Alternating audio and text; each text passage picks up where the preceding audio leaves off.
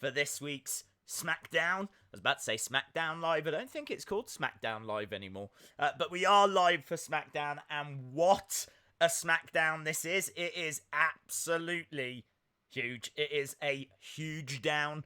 It's a massive, massive Smackdown. We've got the return of Goldberg. We've also got the return of Daniel Bryan. We've got the return of the Firefly Funhouse. We've got a fatal four-way women's match. We've got the return of the Dirt Sheet with Miz and Morrison. There's loads, man. There's absolutely loads on this week's show. So, yeah, lots to talk about. Lots to get excited about. There's lots of wrestling news and rumours as well that we need to talk about. So, yeah, there's so much going on. Let me just send this tweet out so that people know that we are live. And then I can give you my full undivided attention. You'll see that there's a little bit of a change as well to the layout. I've been tweaking it a little bit. I mean, I asked you guys for a bit of feedback, and so I've kind of tweaked it following feedback, following what people have said and what people have kind of suggested. And I thought there were some really good suggestions as well. I think there'll be further little tweaks. I really want to make this as enjoyable to watch as possible. Yeah, we've moved the TV screen that was in the background. I've moved it over to the side so it's a little bit more visible throughout the whole stream, so you can clearly see what match is taking place at whatever time. It does mean that the chat has got a little bit smaller, but I don't think it's going to take too much away, to be honest. I still want you guys to be very, very visible on screen. So it's kind of took a touch away, but I don't think it's anything too drastic. So the chat is still there. Again, that used to be behind us. We've brought that to the forefront as well. And it kind of means that we can play around with the background a little bit. As you can see, I've gone out, I've bought a very expensive piece of art, big, massive print of Bray and the main man, Huskus. Huskus the pig is on there as well. So, yeah, this is probably my favourite art piece that I've got. I like to call it a winter's day in Norway. That's what I've called. I don't know why, but that's what I've called the piece. It's a very powerful piece that combines colours and pigs. So, yeah, my favourite art that I've got. It works really well with the brick wall as well, doesn't it? I'm sure you'll agree. So, yeah, really excited. Genuinely excited for tonight's show. As we said, there's a lot to look forward to. We've got a lot of stuff to talk about, though. A lot of wrestling rumours, a lot of wrestling news, because someone has quit NXT. Someone has had their name changed shortened, as always, on the main roster. And someone's in a contract dispute at the moment as well, on the main roster. So there's loads, and a big rumour for Raw as well. So a lot of news in the past 24 hours. Yeah, we're going to get to it all. I do want to make sure I'm saying hello to people. Hello. Huskus for president, says Anna Dawes. I agree. I told you that couch has got to go. Dude, I can't be sitting on the floor. Days, I'm getting married next Friday. Oh, many congratulations, Christopher Rogers. Make sure that you send us some pictures online so that we can still share in your magical day. Yeah, I'm seeing people talking about UFC. That is this weekend. We've got a big weekend, actually, because obviously we've got Smackdown tonight, and then tomorrow night we've got a massive, I can't stress this enough, huge UFC show. Again, one of the biggest that we've had in recent months. This is going to be about 6 hours long. It's an absolutely massive stream. If you are a fan of UFC, make sure you're joining us. We're going to be watching all of the fights. The early prelims, the prelims, the main card. Of course, it's got John Jones in the main event, who is regarded as the greatest of all time. I know that's highly debated, but his name is certainly in the conversation. And for many people, he is the greatest of all time. So he is in the main event. It's a stacked card, actually, and we are going to be watching it all. So there will be a watch-along for UFC this weekend, And honestly, as soon as it finishes, about an hour later, New Japan have got a show this weekend, so we're doing that as well. So, I mean, Sunday morning, I'm going to be a mess because I'm doing this massive UFC stream, little bit of a break of about an hour, but that's going to just let me set up the next stream, and then boom, we're into New Japan. Big New Japan show. If you saw Wrestle Kingdom, then you will have seen Naito winning both the Intercontinental and the IWGP Heavyweight Championship. He was then attacked by Kenta, who was Hideo Itami in WWE. And so those two are going to face each other. We've got Naito versus Kenta as the main event. Jon Moxley, a.k.a. Dean Ambrose, formerly known as Dean Ambrose, he is on the card. He is taking on one of the toughest guys in wrestling, in Suzuki, who has got like a proper MMA background. Like, he is take no prisoners kind of a guy, and that is going to be an absolute war. And as well as that, Takahashi, who had been out of action for well over a year because of a broken neck. He came back at Wrestle Kingdom. He is going to face the person that broke his neck. So we're getting Takahashi versus Ryu Lee. Ryu Lee, also known as Dragon Lee, was the person that gave him that broken neck before during their match. And he's going to face him again. So, yeah, and there's loads of other matches as well. So, really exciting, really stacked card for New Japan and UFC. And, as we said, tonight for SmackDown. So, we've got a lot of streams coming up. Of course, we're doing Raw on Monday, and we might as well start there.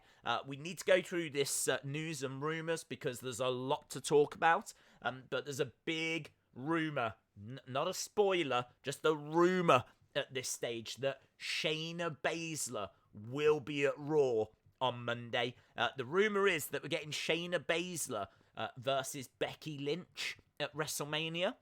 And obviously Becky's been walking around now, making out that she's the GOAT, making out that no one can beat her. And of course she has got a rematch with Asuka on Monday for the Raw Women's Championship.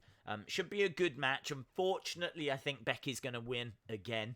I say unfortunately because I'm a big Asuka fan. I'm sure there's Becky fans out there that'll be very pleased that Asuka's going to win. Asuka's going to lose, and that Becky's going to win. But apparently Shayna Baszler will be at Raw, and she is going to make her presence felt as we build towards WrestleMania. So that's the big rumor at the moment for Raw.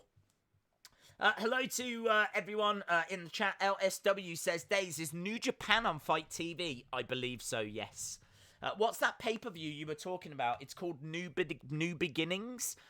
They did like New Beginnings last weekend, but they were like smaller matches. There was matches, I think, for the Rev Pro Championship and the smaller titles.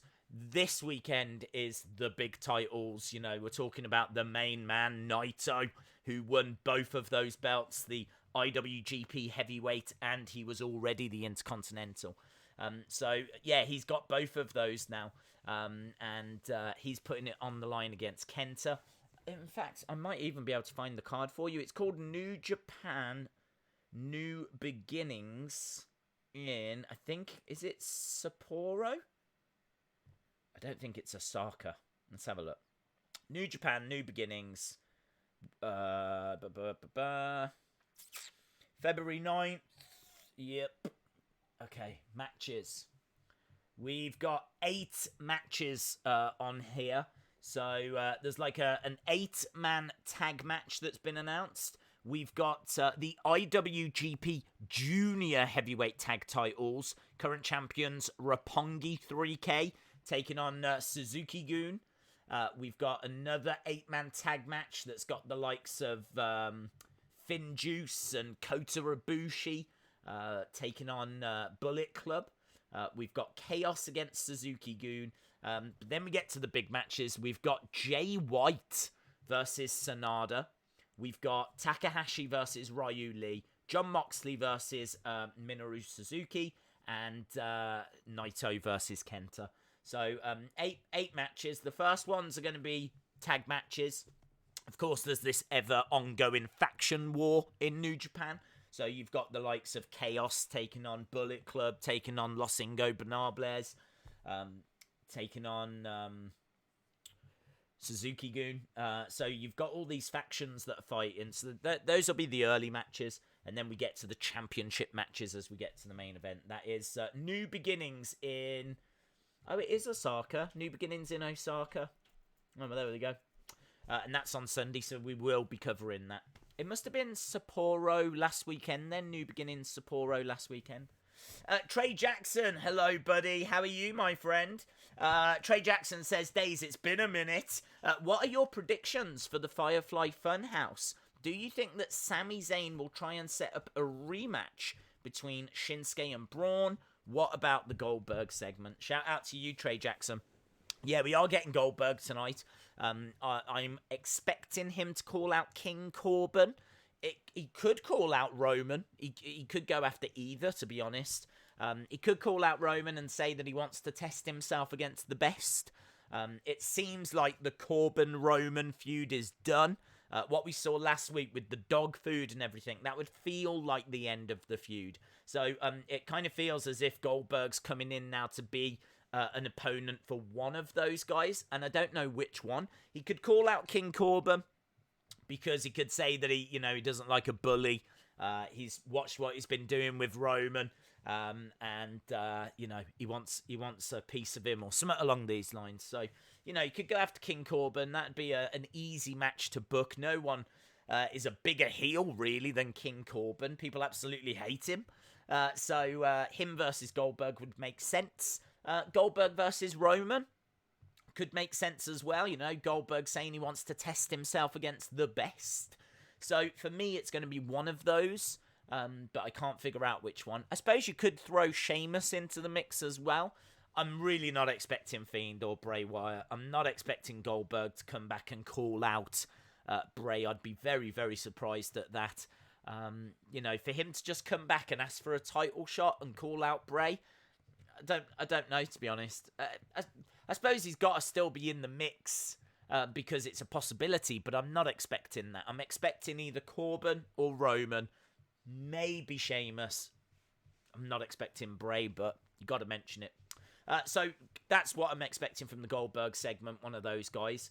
In regards to a rematch between Shinsuke and Braun, I think that would make sense. I think both would go to Saudi and work a match. And I think it's just an easy match to make for Saudi. Braun versus Shinsuke, or Braun versus Cesaro, or Braun versus Shinsuke and Cesaro. I don't know. I don't know how they want to book it, but I could imagine they'll do something for Super Showdown. And then the other one, predictions for the Firefly Funhouse. I think he's going to mention someone new. I'm not expecting him to mention Daniel Bryan.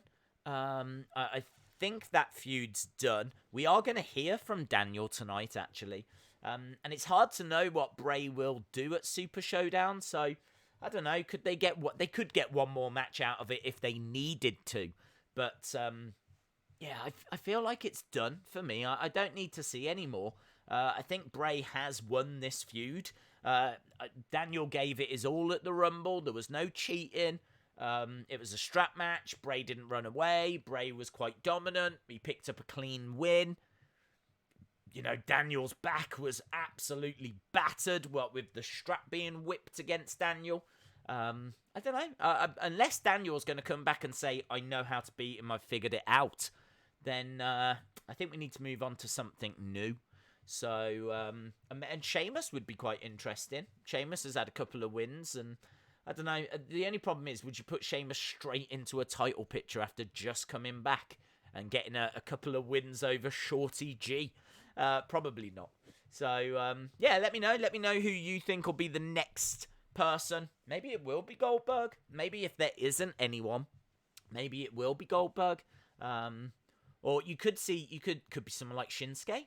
If Shinsuke's just dropped the title, maybe Shinsuke turns his attention to Bray. Might feel a bit soon. It might feel like Shinsuke should really get a rematch with Braun first. It's an interesting one. Hopefully we get answers tonight. There's enough promo segments on tonight's show.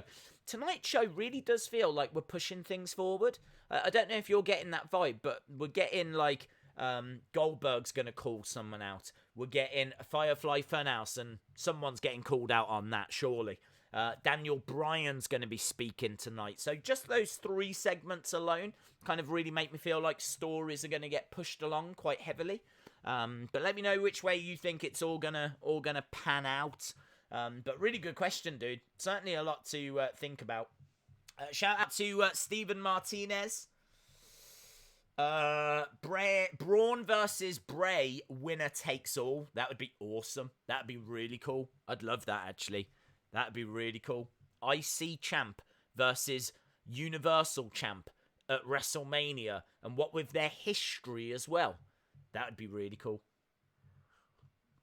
Days, would you consider using the custom backgrounds I made on Twitter as a test run? Yeah, I'd consider it, dude. Goldberg versus Big Show. I don't know. I don't know. I'd be surprised if it was Big Show. But never say never. Last time we saw Big Show, he was on Raw, but I don't think he's really assigned to a brand in particular. So it could be, but I think they'd want to. Well, I don't know. I was going to say I think they'd want to put over a new talent or someone that's just coming through. But of course, maybe not for Saudi Arabia. Maybe for Saudi Arabia, they would actually want to put 2 legends against each other. Or maybe Mansoor. You know that Mansoor's going to get a match, isn't he? He's the only Saudi Arabian talent that they've got. So far, he's won like the 50-man battle royal. And didn't he win against Cesaro or something? They've used him a few times, Mansoor. So, I don't know, maybe it's going to be Goldberg versus Mansoor. Days, any predictions for TakeOver Portland? Not right now. We'll do them when we get a bit close to them. The only thing off the top of my head is I think that Undisputed Era will retain. I think Adam Cole needs to beat Tommaso to kind of cement his legacy. So I can see that happening. And also I think Undisputed Era, tag team wise, will win because I can't see Broserweight being champion. Champions, I should say. Yeah, we'll have to see how that plays out. But I think Undisputed Era largely retain. I just thought it might be Kane versus Goldberg. Yeah, that's a good shout. Kane Velasquez coming back might make quite a bit of sense. Although we might see that at Super Showdown. It could be that Brock Lesnar beats Ricochet and keeps on beating up Ricochet after the match, and Kane Velasquez comes down. I've not heard anything different other than Brock versus Kane at WrestleMania. So I'm still expecting that to be the match. So, yeah, I could see Kane Velasquez getting involved in a Brock story or a Brock match at some point soon. Days, do you think they need to start explaining the Funhouse and get into more basic details? I feel like it's lost just a little bit of magic because it isn't really being explained.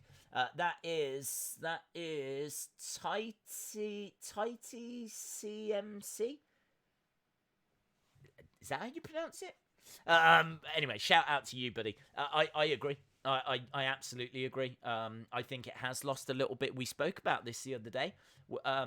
I was talking about who my favourite wrestlers are, and I think my favourite wrestler to watch at the moment is probably Thunder Rosa in NWA. I think she's a really passionate promo. I think she's really believable in the ring. Everything she does is solid. And like she doesn't like pull her punches or anything. She really, when she goes in, she goes in. When she does knee drops, she does knee drops. It all looks so powerful and legit. Her promos are super passionate. She's the current women's champion. She's just had 2 brilliant matches in a row against Allison Kay. Legit, the first one was a match of the year contender. Just incredible, absolutely incredible what she has managed to achieve in recent months. But The Fiend obviously is someone that I really respect and really enjoy watching, and so is Bray, and obviously, you know, Huskus and all of the puppets. But you are absolutely right. It has lost something. And I said that I wanted to get back to some full Funhouse episodes. Now, hopefully we get one tonight. I'm a little bit worried that they're advertising a Funhouse, Firefly Funhouse, but it's just going to be like another promo. I'm sure the puppets will be involved, but I like it when he's actually got something to say. And, you know, like when we saw him against The Miz and he was in The Miz's house. Do you know what I mean? Those kind of segments, the ones that really stick in your mind. I want more of that. I don't want these just cutting promos inside of the Funhouse, because it's not the same, is it? And I think you're right as well, you know, the fact that we haven't really learned a great deal. Like, you can put pieces together of things that we've seen, and you can come up with theories, but they are nothing more than that. Like, we still don't know what the Funhouse actually is. I mean, we believe it to be a physical place, because, of course, Seth Rollins found it, and he burnt it down. So, the fact that Seth was able to go there and do that, you know, I had a theory at the time, maybe the Funhouse was inside Bray's mind, and maybe, you know, Seth had got into Bray's head. You know, maybe what we were seeing was Seth Rollins starting to actually get at Bray, starting to get into his mind, and the Funhouse being burnt down, that could be symbolic. And that, I think that was a theory I had at the time. But then they made no mention of that, and Seth seemed to back up the fact that he had actually burnt it down. So everything suggested that it is a physical place. And obviously we saw Funhouse Bray now. We've seen Funhouse Bray in a match outside of the Funhouse. Again, there's all these theories of, was Funhouse Bray trapped in the mind of the Fiend? Is that where the Funhouse was? But now we're starting to see that it's a physical place, and we're starting to believe that it's a physical place. But, I mean, like, that's it. These are the little steps that we're taking as little clues keep coming through. But you're right, we probably could do with something new, something more, a little piece that kind of maybe fixes something we spoke about in the past. There hasn't been much to talk about, hasn't been much to theorize over. We've not had to really go back over our theories because there hasn't been anything new presented to us. And I think that was a large part of the success of the Funhouse, was people trying to work it out, people coming up with their own theories. So, yeah, I don't think it's wrong to say a little bit of that magic has gone. It's not to say that it's completely fallen apart. It's not to say that we all hate the Fiend now, or we hate the puppets, or we hate the Funhouse. That's not what we're saying. And I know that's not what you're saying either. But, yeah, to take away some of that mystery, to take away some of that magic that it had, I think some of that has gone. But, very easy to get it back. Very easy to get it back. And maybe they get it back tonight. If this is a great Funhouse segment, if what we get tonight is a big Funhouse segment with loads of hidden meanings that you can break apart, and maybe even a little answer, you know, he says something that kind of answers some up from the past, we're all back on board then, aren't we? Everything's as great as it's always been. So, yeah, I'm really excited for it. I'm really excited for Goldberg. Really excited for the Funhouse. Dirt Sheet as well is going to be exciting for people. I liked it. I was a fan of the Dirt Sheet. It was never, like, my favourite segment. I didn't hate it. It was just never my favourite. But then saying that Miz was never my favourite, still isn't really, in all fairness. But I did like John Morrison. I'm not overly keen on what they're doing with them right now, if I'm being honest. I think them being together is cool, bit of a nostalgia trip. But I'd much rather John Morrison had come back as a single star and was like tearing it up, you know, surprise return and coming down and, you know, just, I don't know. I think they're doing this because I think they believe this is what people want to see the most at the moment. Maybe it is. But, yeah, I'd prefer a solo John Morrison. And then Daniel Bryan. What's Daniel Bryan going to say? So we got all that to go as well. That's Good Days. Jericho is in Japan. Oh, he's not on the card. I don't think Jericho's down to have a match, is he, this weekend? If he's there, that's very interesting. Right, let's go through some of these rumours, because I don't want to... Well, not rumours, it's news as well. I don't want to tease all this and then not actually get time to tell you about it. So, first of all, Buddy Murphy is now called Murphy. That is a true thing that's happened. He's being listed on WWE as Murphy. This is news that broke about an hour or so ago. And yeah, so Buddy Murphy is just Murphy now. I don't know why. Murphy the Messiah. I don't know what the reason for that is going to be, but they seemingly have changed his name to just Murphy. Another one, Tenyara Conti. She is a great performer down in NXT. I was a fan of hers, and we were talking during one of the NXT streams about how much she had developed. When she first came onto the scene during like a Mae Young Classic, I actually thought she was quite green. Her matches just seemed like someone that didn't really know how to put a match together. She would just go from one spot to the next spot to, right, now I'm doing this, now let's do this, and she would just kind of go from thing to thing, and like, right, now I've got a duck clothesline. And you could even, like, hear, in a way, in her mind of, right, now I've got a duck under here. Now let's go over here. Right, now let's lock up. Okay, push her back. Now I'm going to... And, like, you could see how green she was. I'm not sure what wrestling experience she had before that Mae Young Classic and before she first got signed up. But it was clear to see she had bags of potential. There was no denying that. Well, she has got really smooth now. Her matches flow quite nicely. And she has got, is it a Brazilian Jiu-Jitsu, is it? I think she's a black belt of. I know that she's got black belts in quite a few martial arts. And, yeah, she was bringing elements of that in. I thought she was getting really good. You could see that she was definitely heading in the right direction. Well, unfortunately, it seems like she's gone. Seems like she's left because of, I think it's a pay dispute, I read. Her last match was a few weeks ago.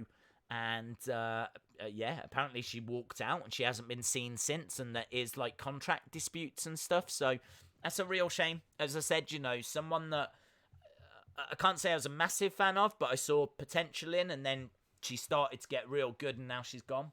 So, real shame. Rusev as well. Rusev is someone that we're not seeing at the moment, and the reason is because he has also got a contract dispute. Not sure what the issue is, but that's a reason why you haven't seen him this week, is because, yeah, there's issues with Rusev and his contract, so that's why Bobby Lashley went off and did that triple threat, and there was no Rusev getting involved, and it's why we've had Lana and Liv doing matches without Bobby and Rusev involved. There's some kind of contract dispute, contract problem with Rusev. So quite, as we said, you know, quite a bit going on. Goldberg, hello Mark Clark. Mark Clark says Goldberg versus Big D Johnson. Well, I'd be surprised if they got Big D in for that. In fact, I'd be surprised if they got Big D in at all. But yeah, look, if that's your dream match, then that is absolutely fine, Mark. Absolutely fine. I'm sure that you could recreate it on WWE 2K. Probably not, actually. 2K Botch. 2K Botch is what it's called now. Although, saying that, I think they did download a massive patch to try and fix a load of things. I was reading, there was this thing that was saying there's this new patch that's come in for 2K20. Obviously, it keeps glitching and botching, and it's a complete nightmare. The amount of stuff that they fixed, it's honestly, I was going up like this. It's like we fixed this when it crashes on entrance creation. We've fixed the fact that managers disappear when you press the X button. We've fixed the fact that, and it's just, we fixed this, we fixed this, we fixed it. The amount of glitches and botches and just horrificness that was in that game, incredible. I don't even know if they've fixed it all yet, but they have seemingly fixed a lot. And that was a patch that came through this week. But I don't know if you can create Big D Johnson, dude. I honestly don't know. Sting versus Taker. WrestleMania 36 is looking likely. WWE have negotiated with both. I have seen reports of that. My only concern is the fact that it keeps changing. It was meant to be Undertaker was a lock for the Royal Rumble, and so was Sting. And it was like, we're definitely going to see these two. Like, the amount of talk about Taker had been spotted, in the area, and apparently he was coming back. Apparently, they weren't sure he was going to do Mania this year. He doesn't really do Mania anymore. He wasn't at Mania last year. So it looks like he's going to do Super Showdown because no one else is doing Super Showdown because of what happened last time. So Undertaker says he'll do it, so it looks like it's going to be Undertaker's thing. I read through all of that, and I lived all of that, and I expected all of that, and it didn't happen. It didn't happen. We didn't get Undertaker at Royal Rumble. We didn't get Sting at Royal Rumble. So now the rumors are, no, it's not Super Showdown. It's actually, we got it wrong. It's WrestleMania. It's WrestleMania. You gotta forgive me for going, really? Because the other week it was Super Showdown, and now everyone's saying no. We meant WrestleMania. I get the feeling we'll get to WrestleMania and they'll be like, oh no, sorry, no, I meant SummerSlam. Oh, I do that all the time. I meant SummerSlam. I swear they're just moving it. Like, we're still going to be here in like 5 years' time going, is he coming? What's happening? But they're both 70 odd now. Are we getting this match? Yeah. Super Showdown. So I don't know. I'm keeping my distance from it. I'm starting to get to the point of I'll believe it once it's announced, because there's been so many rumors about that. And honestly, they're just playing with my heart at this stage. It's my dream match. I've made this very clear. That is the one match that I really genuinely want to watch. It's the one dream match that I've got. And when people go watch a dream match of Undertaker Sting, and now it's like being dangled in front of me. It's like, just as I get close, it goes over there. It's like, playing with my heart, man. Playing with my heart. Goldberg returns tonight. He does. If not Reigns, hello Ankso. If not Reigns, who do you think could face the Fiend at WrestleMania? Do you think that Reigns versus Wyatt versus Strowman is possible? How would you like that? I wouldn't, to be honest. The reason I say that is because I don't know why that match would happen. I don't know why Strowman and Wyatt would put their titles on the line against Roman Reigns. I mean, if Reigns wins Elimination Chamber, then he'll get a shot at Bray. But then why would Strowman be in the mix at the same time? I suppose you could find a way of booking it, but that's going to have to be some real creative booking, because that seems a little cluttered to me. I mean, you could argue that what they did with Charlotte and Becky and Ronda, you could argue that was a little bit cluttered, because obviously Charlotte, Vince came out and said, right, Charlotte's going to be in this match now, and yeah, she didn't really belong in that match. He's not going to do that with Braun, is he? Because Braun's a face, whereas Charlotte's a heel. I don't know. I can't figure out how we would actually get to that match. I don't know. I kind of feel like if you're going to do a match like that, then IC champ versus Universal champ, that's a big match. Yeah? 2 belts, loads of history. I'm on board. Throw Roman in there as well, kind of waters it down for me. I want to see that, like, do you know what I mean? The history between those two. I want to see that collide. I don't want Roman in there as well. If you're going to put Roman in there, then let's just do Bray Roman, and we'll focus on the Bray Braun story at a different show, because I really feel like that's a story that's got to be told. I really feel like their history deserves to be told in like one of those killer video packages, you know? I don't want Roman in there watering it down, watching the history of the Wyatt family and how we got to this point, and how Braun was a gift to Bray from Abigail. Sister Abigail gave Braun to Bray. He thanked Sister Abigail for Braun. He was the black sheep. When he first came, he was wearing this black sheep's mask. Of course, then he got drafted to a different show.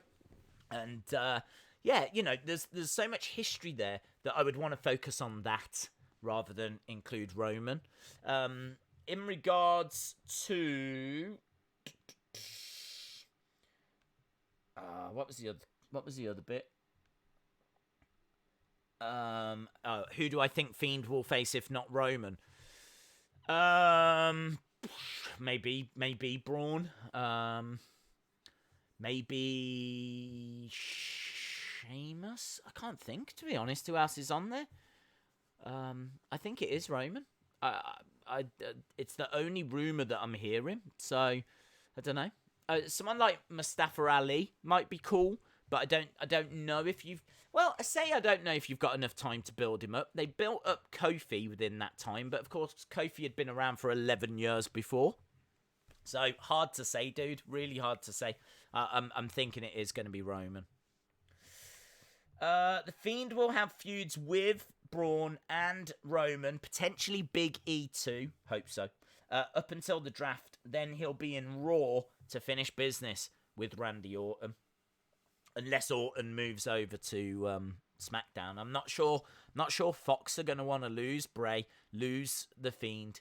I don't know. Might be that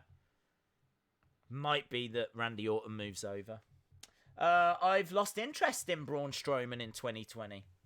Yeah, his booking has been awful. If you remember him when he was like flipping over ambulances and he was flipping over trucks and he was flipping over stages, and I actually had the pleasure of speaking with Braun. I did a quick little interview with him.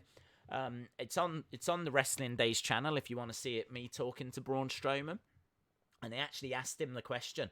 Well, I think I more said it as a statement. I didn't plan on saying it, but I asked him the question, what next? Is there anything that you have in mind for flipping over next? Because he'd been doing a lot of that at the time.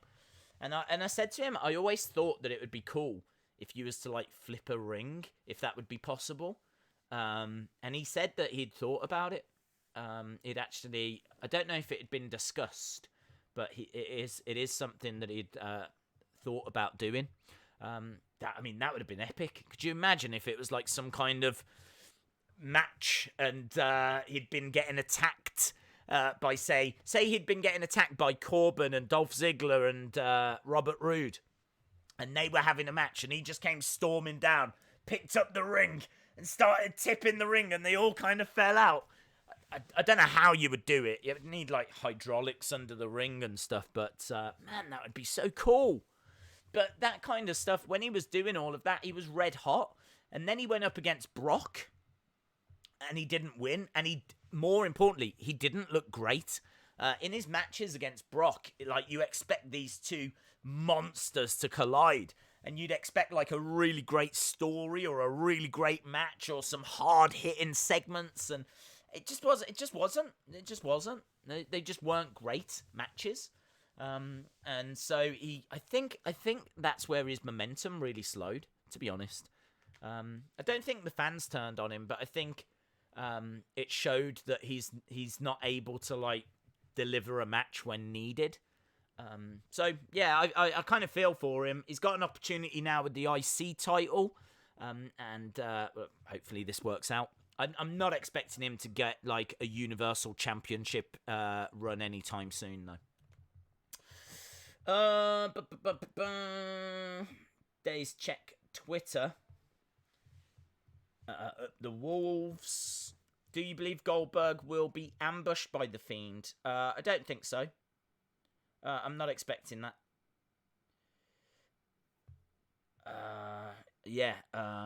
Thank you. Someone's just sent. Wow, I think I've got quite a few notifications. Someone just sent me a link of the Alexa Bliss song by Bowling for Soup. I don't know if you saw that was came out. Bowling for Soup have got a brand new track out called Alexa Bliss. I've not heard the song, I'm not a Bowling for Soup fan, so I'm pretty sure I'm not going to enjoy it. Maybe I could do a video where I listen to it and like give you my thoughts on it. But saying that, I'm not a Bowling for Soup fan, so I don't think I would enjoy the track. But people have listened to it, have said it's really good. So, don't know. But yeah, nice way for them to get a little bit of promotion, isn't it? Just make a song about a current WWE superstar. I think she's in the video as well. And that came out, I think it was today. Certainly I saw it for the first time today. Killer Cross is going to attack Daniel. They always build Braun as a monster, and he fails at the big shows and pay-per-views. Then they build him as a monster again. It is true. It is true. He is someone that doesn't really give you, like, when the Braun match is coming up, you don't necessarily get, like, really excited because it's like, what are we going to see here? I know what I'm going to see. I'm going to see him running around the outside of the ring doing his shoulder charge thing, which I don't even know if that's over. He does it all the time, and personally, I don't care for it. It doesn't impress me. I'm not bothered by it. If anything, he does it every single match. And he runs around and he just charges into people. And it's like, I'm done with that now. I'm done with that. Can we please move on? Because I am definitely done with that. I'd like to see him showing off his strength, you know? He's a former strongman. So I'd like for him to be kind of demonstrating his... Do you know what I mean? Like, get a big person in there with him, someone like Keith Lee, yeah? And get Braun to, like, pick him up. You know, you can hear Michael Cole saying, there's no way. There's no way. There's no way. No, I can't believe it. And he's got him up, standing vertical suplex, you know, and then if he wants, he could start, like, squatting down and standing up, also whilst he's got Keith Lee in the air. He could start walking around the ring with him still in the air and just, like, do stuff that's so impressive and visual and really gets across how strong he is, because we know he's strong. We've seen all the stuff he's done. So, yeah, I'd really love for him to kind of do something along those lines. But instead, that's not what you get. Instead, he's in there with just generic heels, and he runs around the outside, charging into people, and I don't know. I'm just not impressed with how he's been booked in ring and the presentation of him. The presentation of him before, when he was flipping stuff over and demonstrating his strength. That was excellent. That was excellent. And he was really over as a result. Fiend Pop ordered, says Ryan W. Will you get yours? Yeah, I've got to be honest. I'm not in a rush. They're not. I don't believe they're like limited editions. I think they are exclusives. But I think Smiths are getting them as well. So yeah, I've not felt the need to pre-order it. It's one of those that I'm in my head. That Fiend Pop is such a big deal that I can't, surely they're going to have made tons.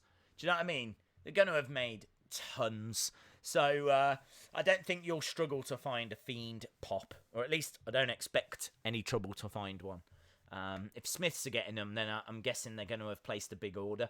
And I think the reason why this is going to be an even bigger deal is because we've not had a figure yet.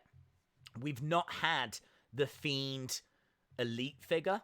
So because we've not had that, this is like the first Fiend like collectible figure thing that we're getting, and it's gonna fly, absolutely fly. But they'll know that, and they'll make a ton, because they'll make a ton of money.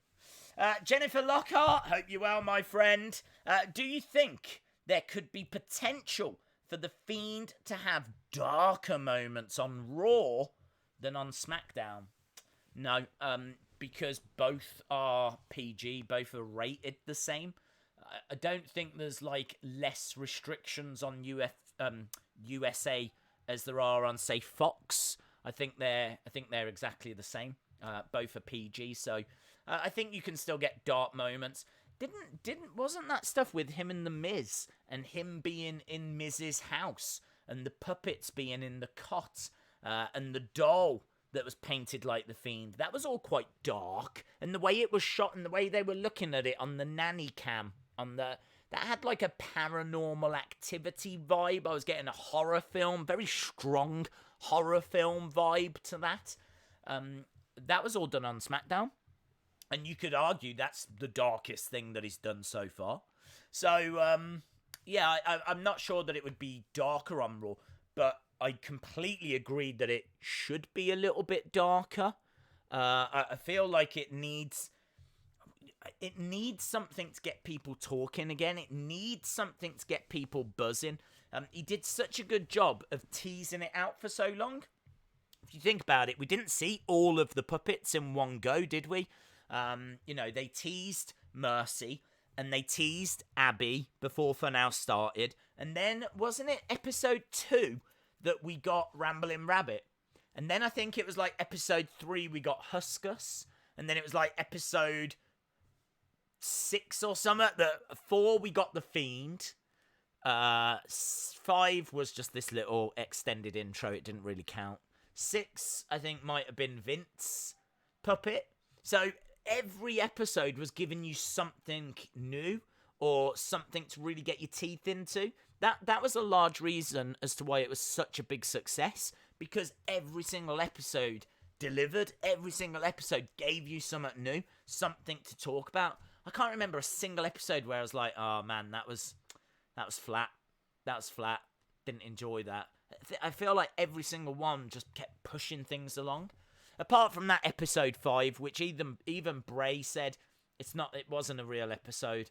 They just needed something for that week, and it was just they extended the intro, and that was it. So yeah, I feel like it could get darker in answer to your question, and needs to get darker. Great comments, dude. Trey Jackson again, dude. Trey Jackson says, if Bray Wyatt made a brand new puppet, what would it be?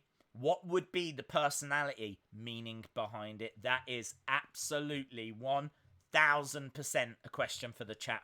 We've got 13 minutes to go until SmackDown begins, my friends. 13 minutes to go. So let me know, what puppet should be on the Funhouse next? What new puppet? Doesn't have to be a permanent puppet. Could be temporary, so could be based on a wrestler. Could be based on... I always thought that a Fox would be a good idea because they're on Fox. So they're on Fox. So why not make fun of Fox? You could have Bray wanting to do all this crazy stuff.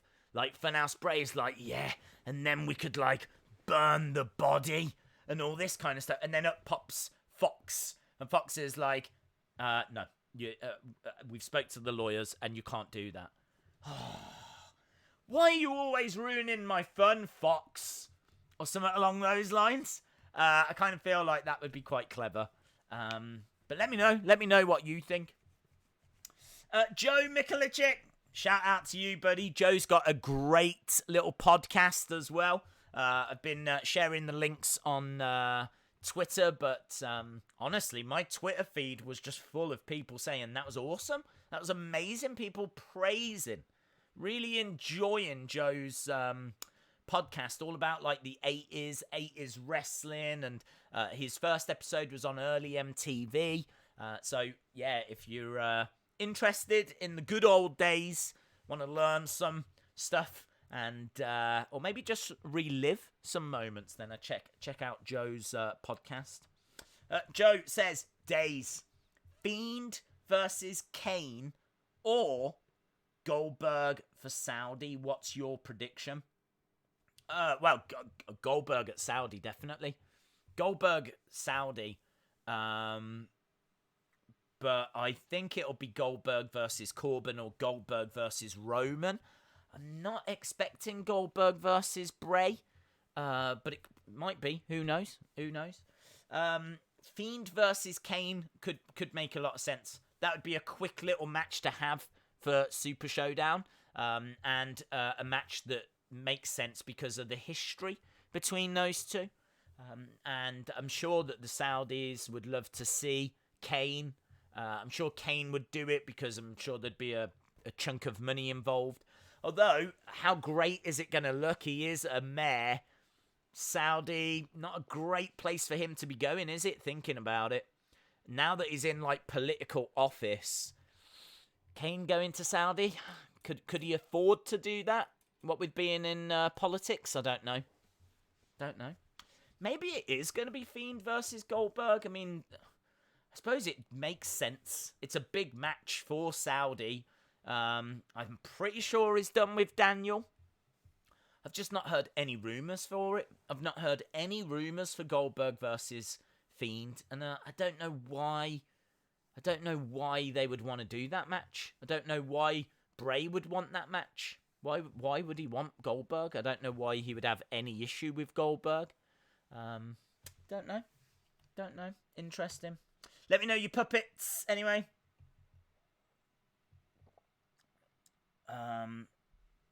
Shout out, please. Who is your favourite SmackDown wrestler? Shout out to EJ Funworld. Favourite SmackDown wrestler? Bray. Easy. Bray. 100%. Done. There's not even anyone close. I mean, I appreciate the likes of Mustafa Ali. I think he's really cool. I think Shorty G, if he changed his name, would be well up there as well, because I love him in ring. Brilliant wrestler.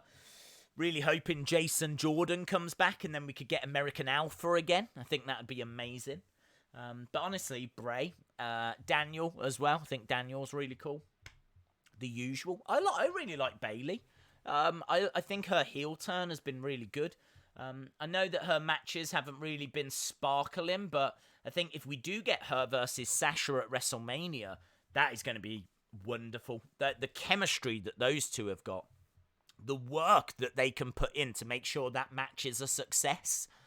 And we've seen previous matches from them, so I think there's a lot of potential there with Bayley and Sasha. So yeah, don't ignore them.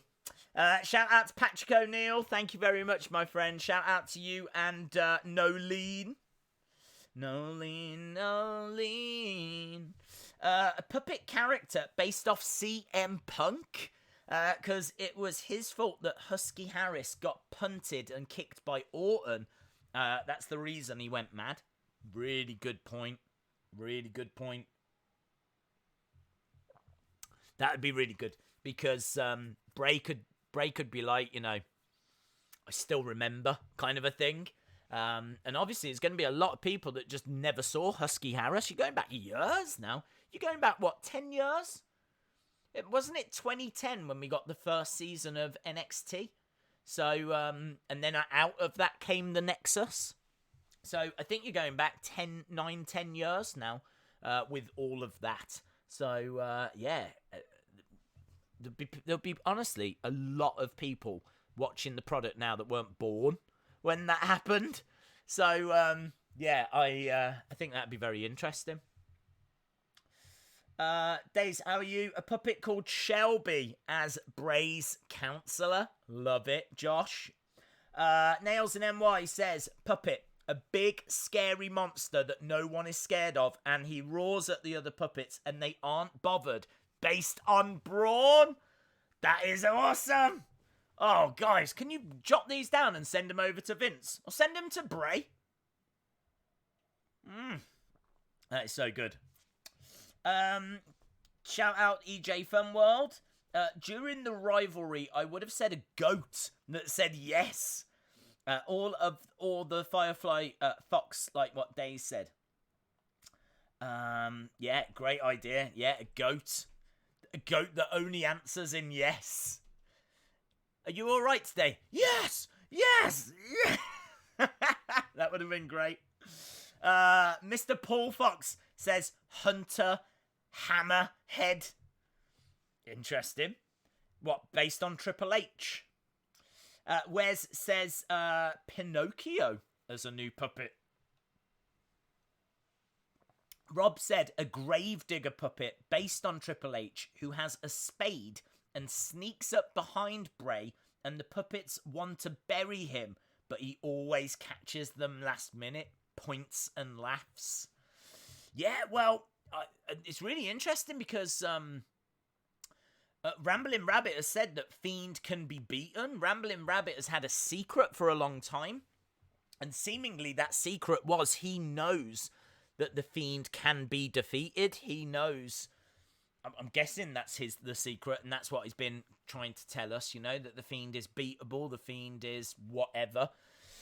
Because he obviously told Daniel Bryan that. Not that it helped Daniel. But clearly there's a few issues with the puppets. Puppets seem to be scared of the Fiend. They don't seem to be, rooting for the Fiend or keeping the Fiend's secrets to themselves. So, there could be some truth in that. Fiend versus Fiend, says Peter. That would be cool. That's something that's been speculated. Fiend versus Funhouse Bray is something that's been speculated quite a bit, which they could do. But I think it would just have to... It would have to mean that someone that looks like Bray is dressing as the Fiend. So, like a fake Fiend. Like we got Underfaker versus Undertaker.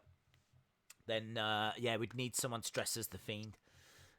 It'd be really cool, actually, because you could have, the Fiend appear. The lights close down, Fiend appears, and starts attacking. But then Bray walks out and kind of says, I don't know what that is, who that is, but that is not the Fiend. It'd be huge, wouldn't it? That is a perfect SummerSlam match. Funhouse Bray versus Fiend, or Funhouse Bray's like, I'll bring my Fiend, you bring yours. I'll see you at SummerSlam. And then obviously it can be revealed. It'd be really cool if Bo could be working out right now and get into the size of Bray. If Bo Dallas could get to the size of Bray, that would be awesome. And then he could wear Fiend masks, do his hair like Bray. The only thing is the tattoos would be a nightmare. So I don't know. You'd maybe have to just change the Fiend's attire a little bit. Maybe get the arms covered. If you were going to do this, then just slightly tweak his attire. Just start having him come down with his arms covered up. The one on the hand, I'm sure they could find a way of drawing that on, or temporary tattoo or something. Some kind of way of getting that on. Because they had to do that with the Underfaker, didn't they? Fake Undertaker had to have tattoos all drawn on so that he looked like the Undertaker. I'd be totally on board with it. And I think there's a way of doing that story as well. People would love it. Kids would love it. Some people would roll their eyes. I already know. If you are watching as well and you haven't subscribed, hit the subscribe. Make sure that you join us. We are here, of course, for the next couple of hours whilst we enjoy SmackDown together. And then we're back tomorrow for massive, 6-hour UFC stream. And then straight after that, we go straight into New Japan, which is going to be, I don't know, probably 3 hours there as well. So all in all, it's going to be a solid 10 hours of streaming, what we've setting them up and everything. Days, Bo leave the bat, a reference to his brother and a way to bring him into the storyline. I like that, Matthew. Very cool. A puppet Hulk Hogan. Hogan wants one more match, doesn't he? That's another rumor that's doing the rounds. Hogan has apparently been cleared. Now, I haven't seen this widely reported. I saw it via one reliable source, and I can't remember who it was. If I could remember who it was, I'd tell you. But it was someone like Ringside News, or one of those kind of news outlets that tend to report accurate stories. Wasn't just someone saying it that I've never heard of, but they reported that Hogan has been cleared. He wants one more match, and they were speculating that we could get Hogan at WrestleMania. I think that's a real outside shot, real outside chance. Never say never. Trey Jackson again. Shout out to Trey Jackson. If Bray ever got to Ramblin' Rabbit too late and he told the Fiend's secret, who do you think would be the first to act on it? Who would be the first to act on it? Well, it'd depend who he was in a feud with at the time, wouldn't it? I don't think, like, Mojo Rawley's going to come running after him or anything like that. I think it would just be whoever he was feuding with at the time. Right, friends, we're about to start. Tonight, Goldberg. The fact they're playing this at the start of the show makes me think they're going to make us wait for this.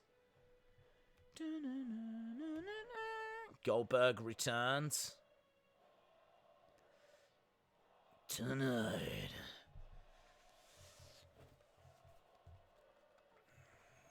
Who's next? That is the question. So, are the crowd chanting Goldberg already in the arena?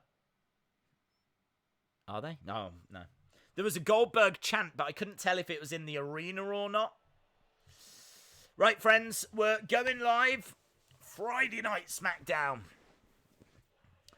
Or Sean the Shovel Man as a reference to Cena burying people if Fiend ever gets in a rivalry with Cena. I'm sure he will. He needs to, because they've got such history together. Are you ready for a good time? Who's next? Who is next? Who is next? The Fiend is next. Do you think so?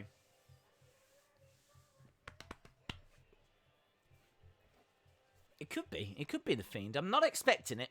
I'm really not. I will be surprised if he calls out the Fiend. If we get Goldberg versus Bray, I will be surprised. I'm expecting it to be King Corbin or Roman. I just don't see how Goldberg can come back and just call out the Universal Champion, you know? I wouldn't put it past them doing that, but all hail King Corbin sign in the crowd. Seems like a decent crowd. It's always hard to tell, isn't it? Right, they're showing us what we've got coming up. They're showing Daniel getting whipped with that strap. Daniel Bryan is live tonight. Daniel Bryan is back. Bayley.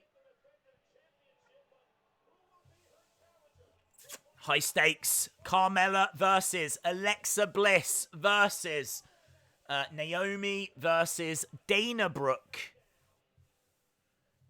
Winner will face Bayley. And Miz. Miz is actually going to start us off. Awesome. I'm guessing it's Miz and John Morrison. I can't imagine Miz just being on his own. I came to play. Wait, is the Miz on his own?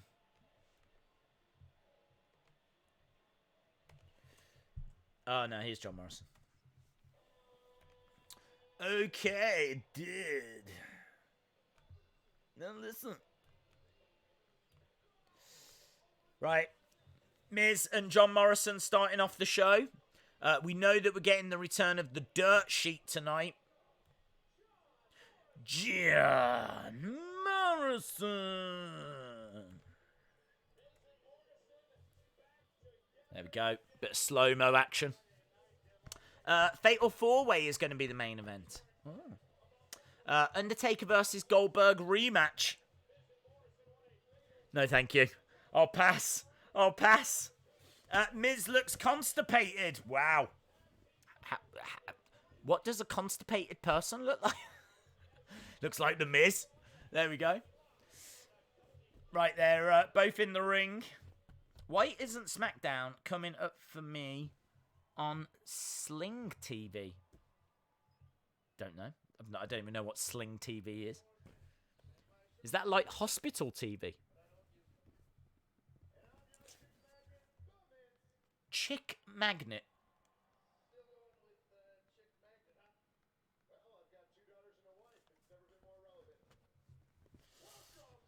Cool. Two puppets. Twitty the Bluebird for Twitter. That's amazing. that tells lies about Bray, and Stan the fan puppet who gets angry and sticks up for Bray. I love those. I love those. Nails and NY. So good. I'd love both of those. Stan. I'd love a puppet called Stan. Stan the fan puppet. Oh my god, Bray is just the best. Everything the Fiend does is awesome. Why can not everybody see this?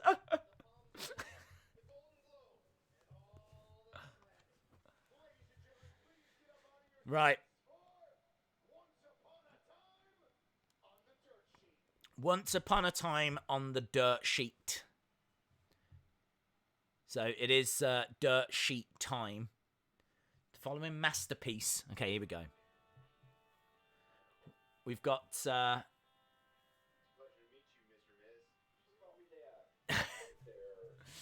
He says, pleasure to meet you, Mr. Miz. Just call me Dad. The Dirt Sheet presents... I'm into these. I like little vignette things like this.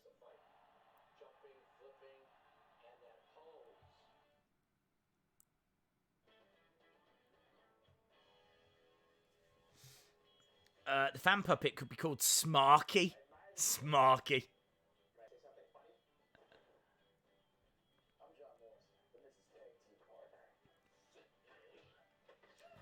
What are we watching?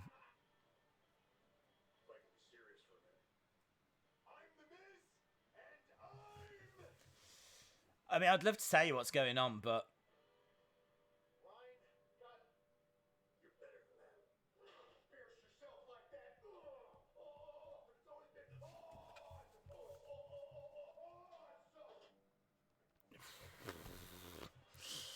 this is going to be funny.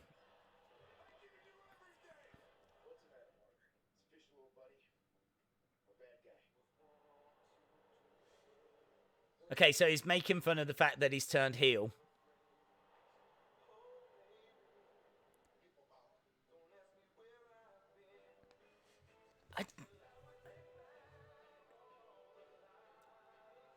I've got to be honest, I'm not feeling this.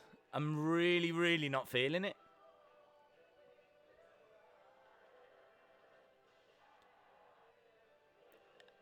It's too confused as to what it wants to be.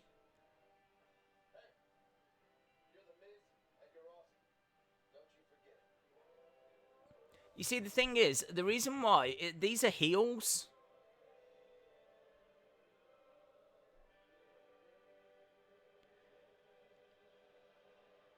Nah, that was really weak. Really, really weak. Crowd weren't into that. There's a few boos and everything.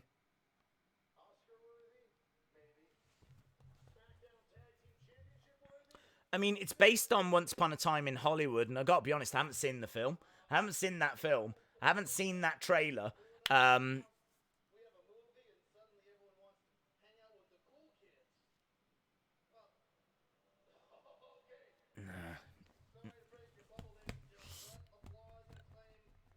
Did someone ask for a dentist? Because this is a whole lot of filling. Yeah. Welcome to 10 years ago. It's a Once Upon a Time in Hollywood parody. Haven't seen the film, haven't seen the trailer.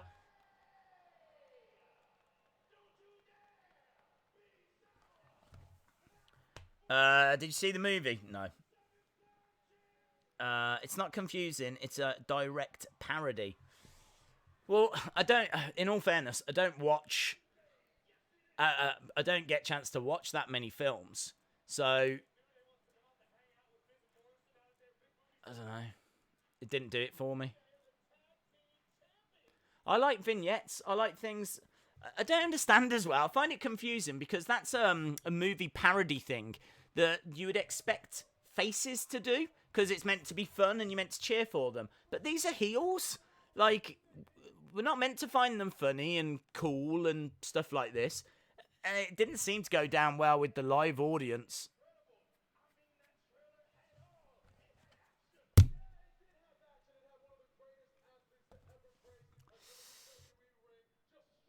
People in the chat are saying it's lame only because Days doesn't like it. You know you can think for yourselves. People are thinking for themselves. People don't agree with everything I say all the time. If you enjoyed it, that's absolutely fine. We don't dictate what people should be thinking, but I can only tell you what my thoughts are. My thoughts are, why would heels be getting vignettes like that?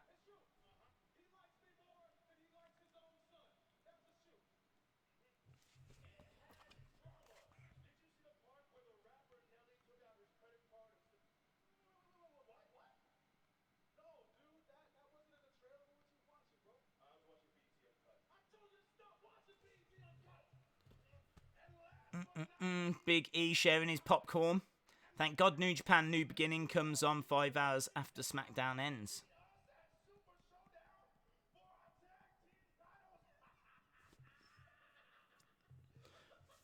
Right, New Day are in the ring.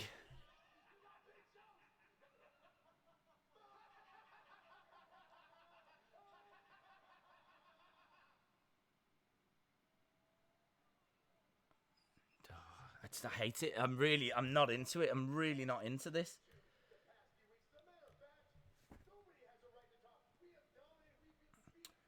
Sean Reset, shout out to you, man. Really appreciate the support. Days, the puppet I would like to see would be Cody Rhodes. He is the reason no one liked Husky Harris. Also, I bought Kairi Sane and Daniel Bryan Elite 73. Amazing, great figures. Usos making their way down. I mean, like, yes, you're obviously not going to see anything to do with Cody, but a nice thought. Usos are here. AJ Parker, Days, I need a bath in his glory. Pre-birthday shout out as it is tomorrow. Shout out to you, AJ Parker. Hope you're well, bud.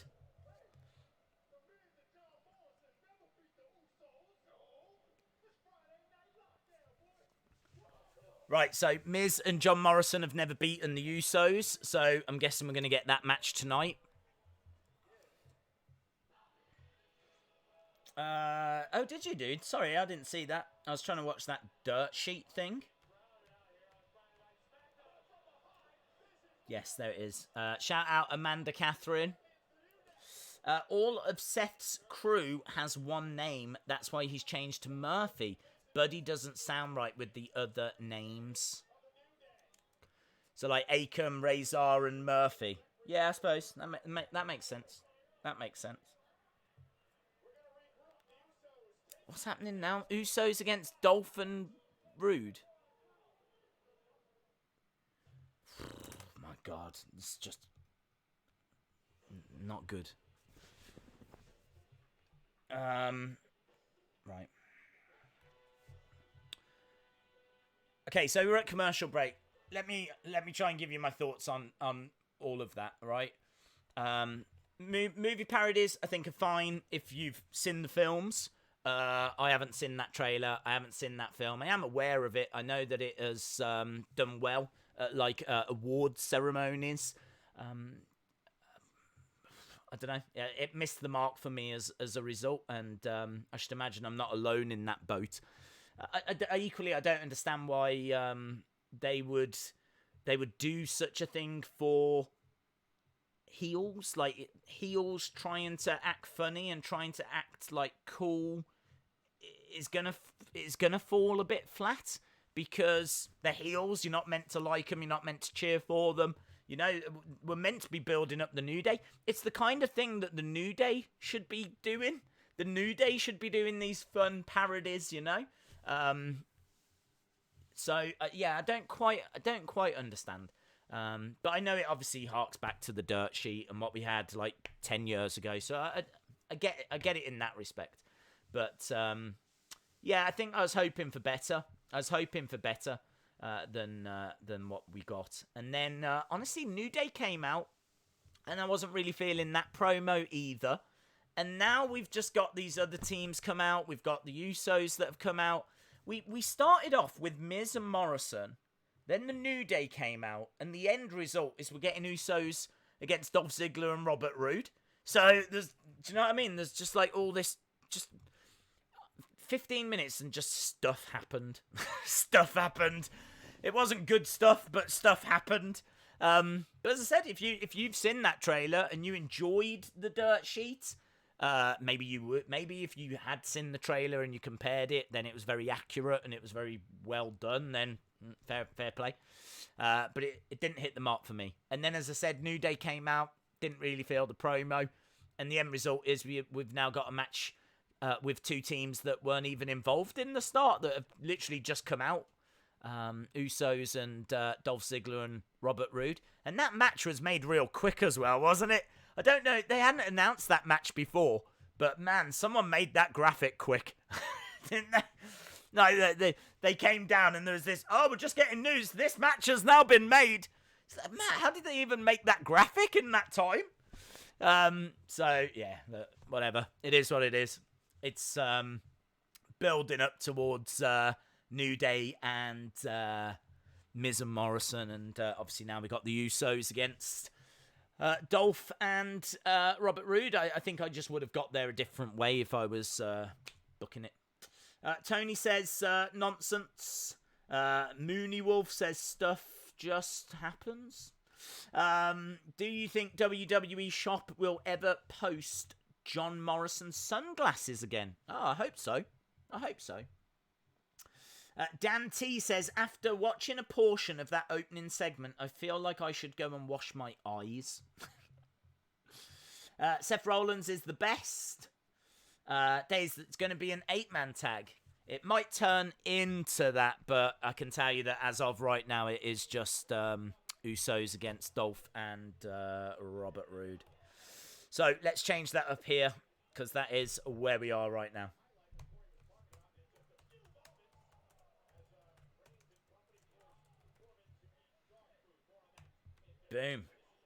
Boom shakalaka. But of course we got loads of stuff coming up tonight.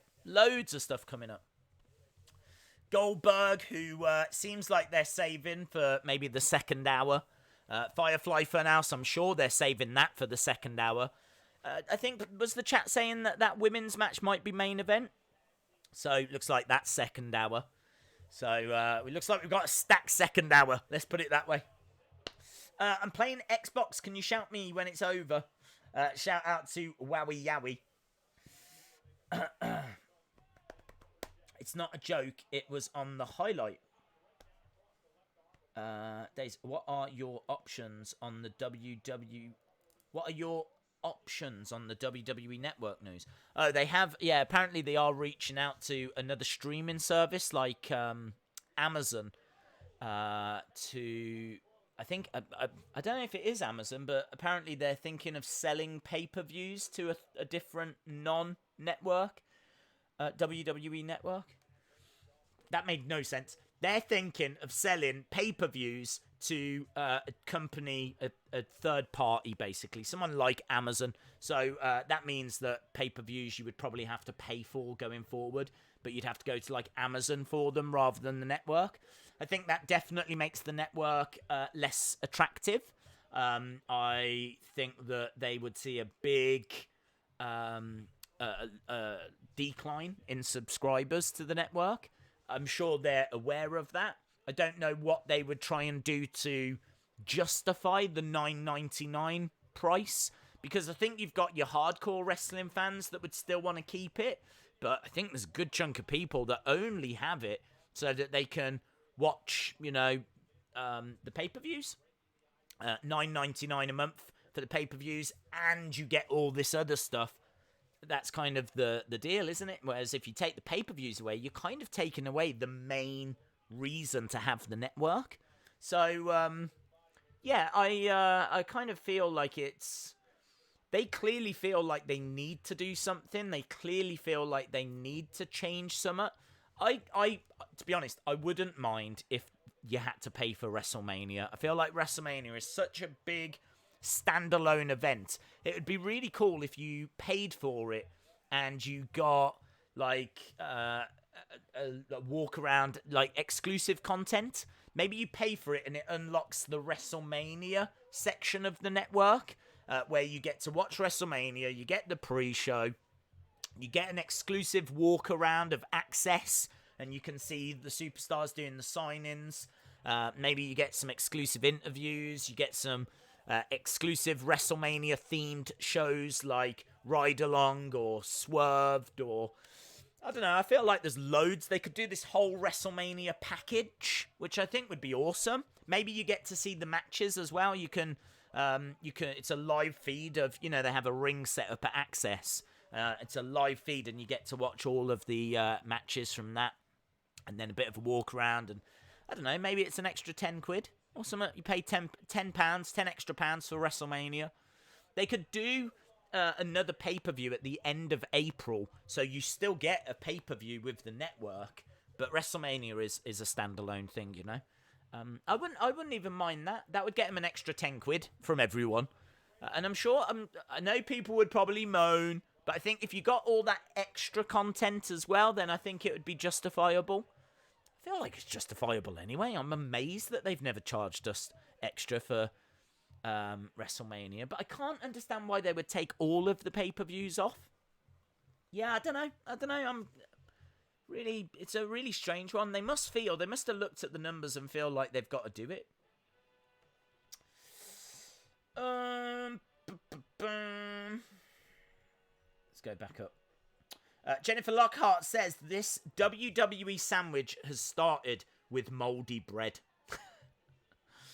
Yeah, it has a little. I'm not worried about it. As I said, some people might have watched it and might have enjoyed it.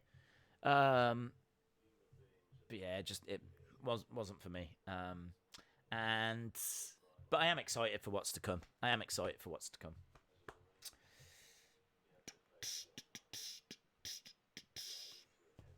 Days, praise your loyalty to the Monday Night Messiah.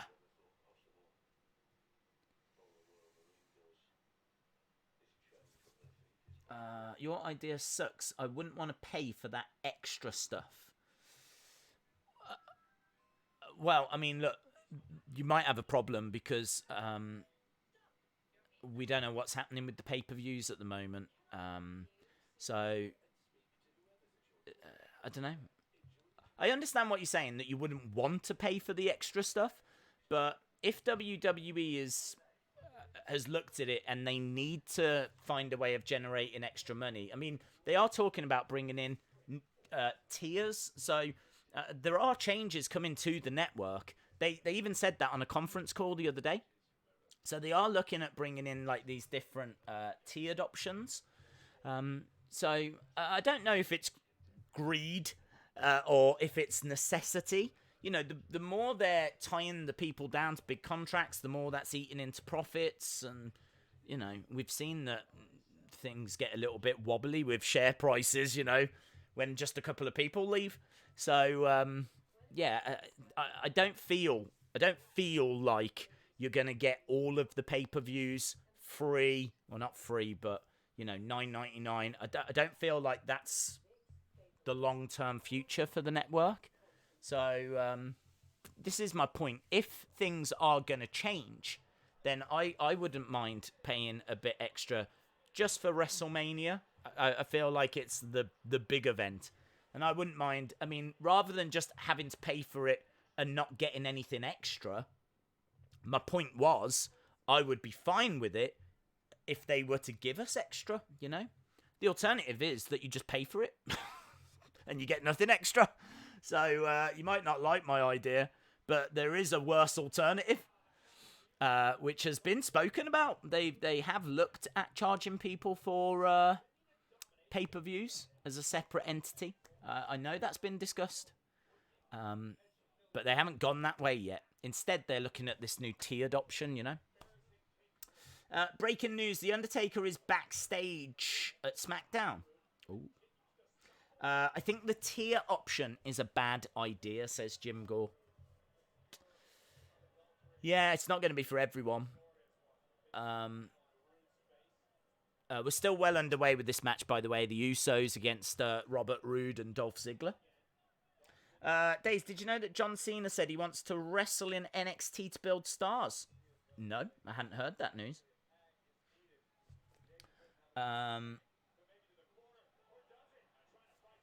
did you know? I read that. What if Evolve, Progress, ICW, and Noah had their shows air on the WWE Network? Maybe they could have pay-per-views and more World Collide specials. And so that is a plan for the tiered thing. They've looked at bringing in indie promotions, and I'd imagine that Evolve is right at the top of that list. ICW as well, Progress. They've obviously got working arrangements with those guys. I mean, that's been floating around for a long time. So I read something ages and ages ago that if you pay for like the top tier, then you might get like early access to tickets. You might get I don't know if it was like sent merchandise through the post once a year or something, like an exclusive T-shirt or something. But they were talking about merchandise. They were talking about early access to tickets. They were talking about potential exclusive meet and greets. They were talking about indie shows like Evolve and things like that. With a, I think the price they were looking at was about $14.99, rather than the $9.99, maybe even $19.99. I did see that reported as well. But then equally, there's the same $9.99 bracket that would basically still be the network as it is, I believe. And then a free version. And I think the free version has launched. I know they were trialing the free version. I read a report a couple of months ago that there was a way of watching the free version. You couldn't choose, though, what you watched. I think it is just the channel. You know, like they're constantly showing stuff. I don't know what they would do when it's actually the pay-per-views, though. I don't know about that.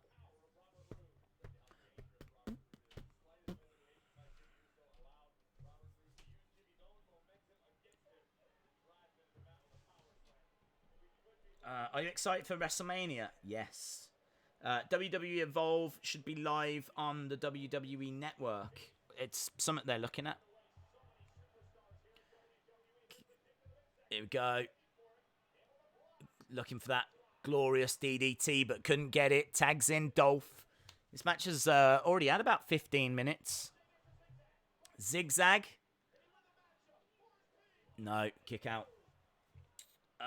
Love the stream. It's really getting ruined by thirsty spammers. Oh, I've not seen any. God bless you all. Jesus loves you. That's good to know. WWE should try to create better content for the network. Table for Three, Drive Along are too similar of shows. Yeah, I heard Bruce Pritchard talking about Legends House and how he said he'd love to see that come back.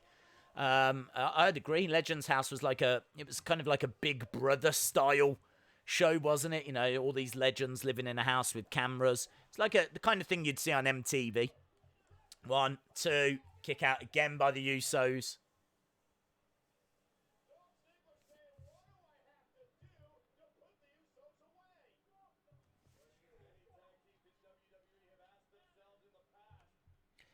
Days, I would love Reyes to... I would love... Oh, it disappeared.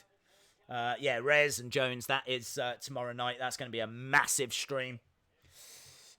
We do need Legends House too. Yeah, I love that first one. I tell you the other thing I loved as well.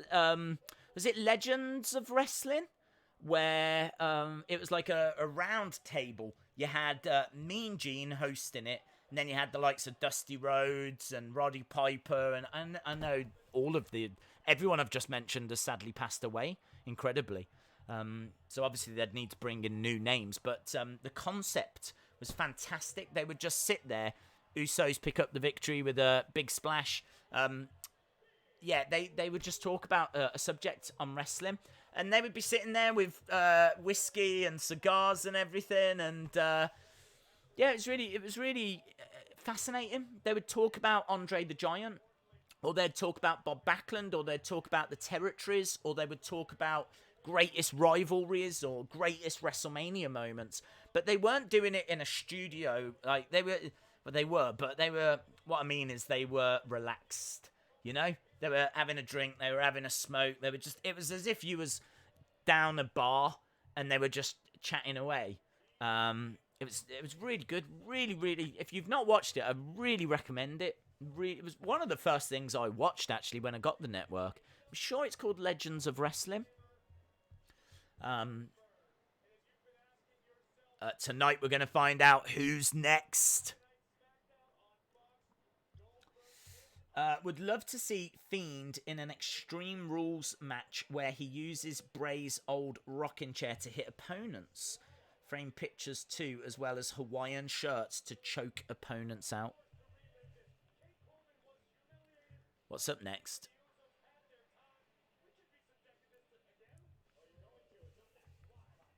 I think up next it's a recap of last week. To be honest, we're a quarter of the way through the show, and I haven't cared for any of it. I haven't cared for any of it.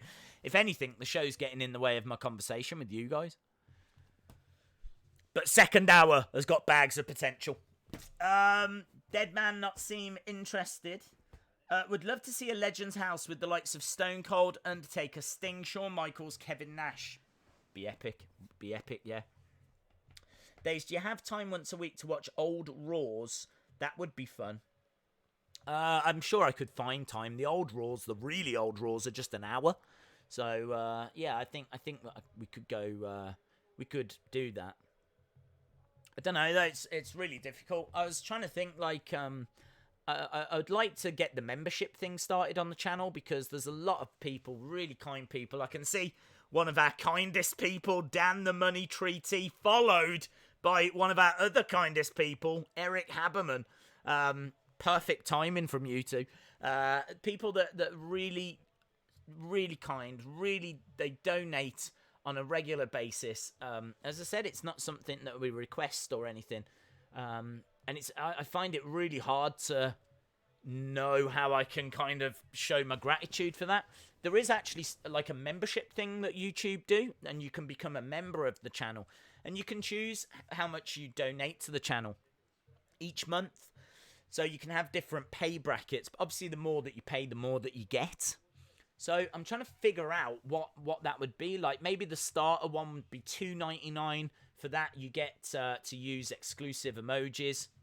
And the thing that I think is really cool is you actually get a little thing next to your name to say you're a member of the channel.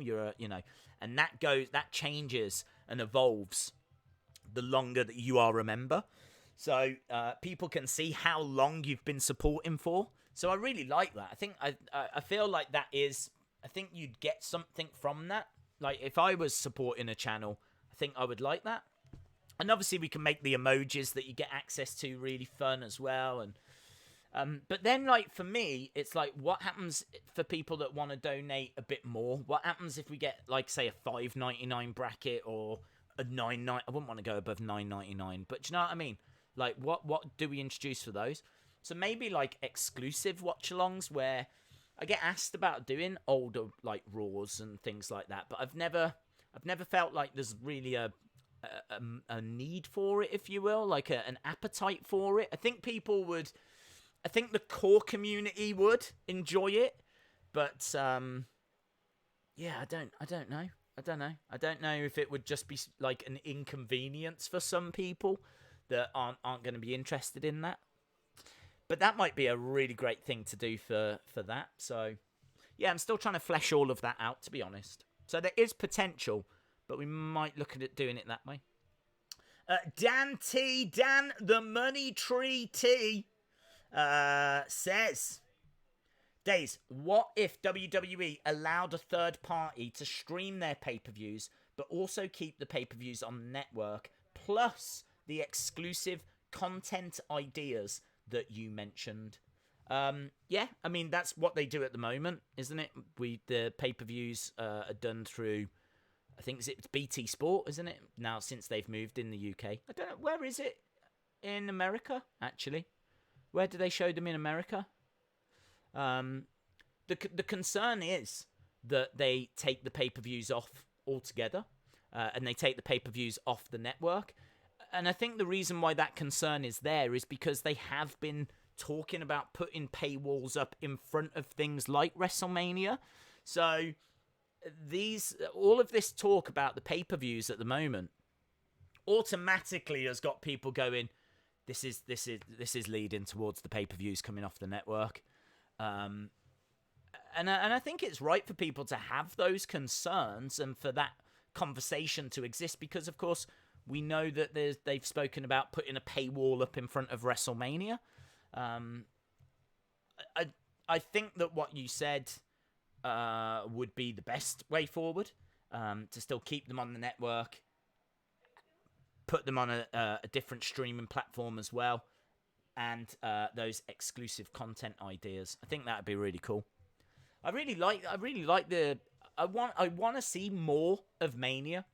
So anything that gives me that, I'm on board with. Even if I have to pay extra, I would do it, because I want to see more of Access. I want to live more of Mania Week, you know? It's such a big thing, and I feel like looking around the shop would be fascinating. I'd love to see around the shop. I would love to kind of just see what some of the superstars are talking about as they're doing the sign-ins. There was a fantastic walk around. I don't know if you saw this the other year, that Stephanie and Triple H did. Stephanie and Triple H did a walk around with Kathy Kelly. They went around Access and they showed you everything, and it was so good. It was about an hour long, and it was on the YouTube channel. It was incredible, because they showed you the Elimination Chamber. They showed you the pit that's got all the soft things in that you can jump in and practice your, you want to do a flying elbow. It's kind of like a ball pit thing. But you could do flying elbows, you could do drop kicks, and you could land in this pit and you could be safe.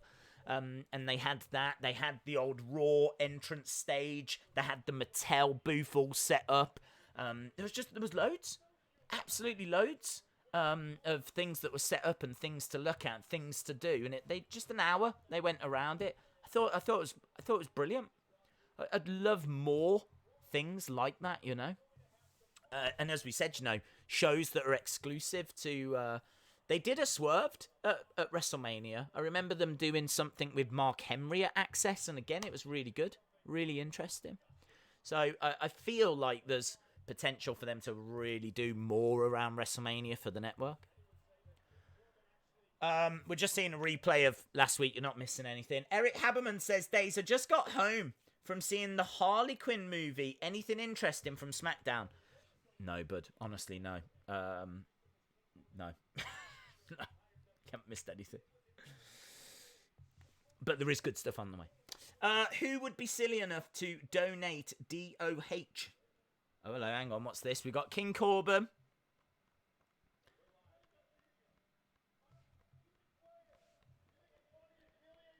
Corbin has gone into the production truck.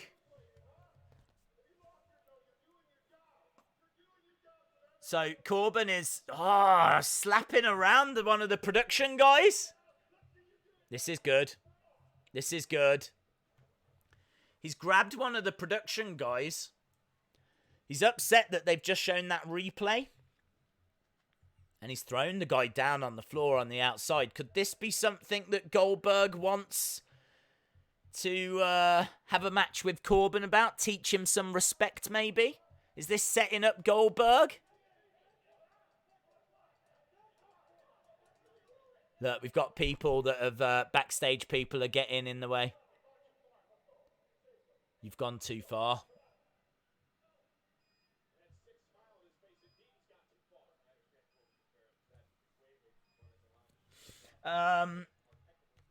Shout out to Vape Ross Vape. Trey Jackson, if your channel started a membership deal, I would be the first member. I would love to see Naomi win the Fatal 4-Way. It would be cool. It would be cool. I think with that new entrance gear she's got, that so impressive. That's the kind of thing that like casual fans would love, you know? I mean, wrestling fans as well. But that's the kind of stuff that makes you stand out, you know? It's really good. Really, really good. It's good to have her back. It is Elias. Elias is in the ring. Oh, what with Elias?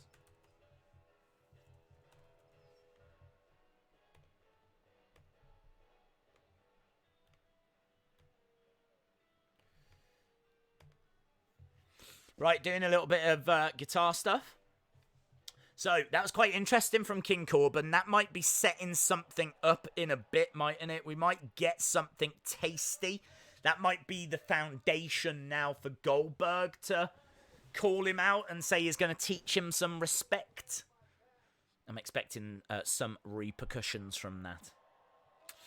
Daze, do you think this is leading towards pay-per-views coming off the network? That is the concern, yeah. That is the concern. I mean, I think it's all come out of the conference call that Vince did. We didn't really get a great deal of detail. So we're going to have to, wait and see where it leads. But it's clear that they are looking at the network. And Vince even said that they're at the point where this month could be announcing some network changes. Not that the pay-per-views are coming off. I think these changes are going to be positive. I feel like when he was talking, it was going to be a good thing. Maybe it was going to be the introduction of the tiers. Which, you might think is a good thing. You might not think is a good thing. But, yeah, it's all come out of that conversation. So it's clear that they're looking at the network. It's clear that there's changes coming to the network to the point where they're going to announce something in February. And also they're looking at these pay-per-view rights as well. Now, I don't know what the deal is going to be. They could talk to Amazon, and Amazon could say, yeah, we'll carry it, the pay-per-views, but we want the exclusive rights. Like, they could say that. I don't know. Amazon have got a blank check. Do you know what I mean? Like, think about how much money Amazon have got. If Amazon were to give WWE enough money and it makes sense, why would WWE not consider that? Do you know what I mean? Yes, their network subscriptions would go down. I totally understand that. But if Amazon are going to pay them more money than what they generate from having it on the network anyway, surely they would look at it. Surely they would look at it. So this is the concern. I'm not saying it's happening.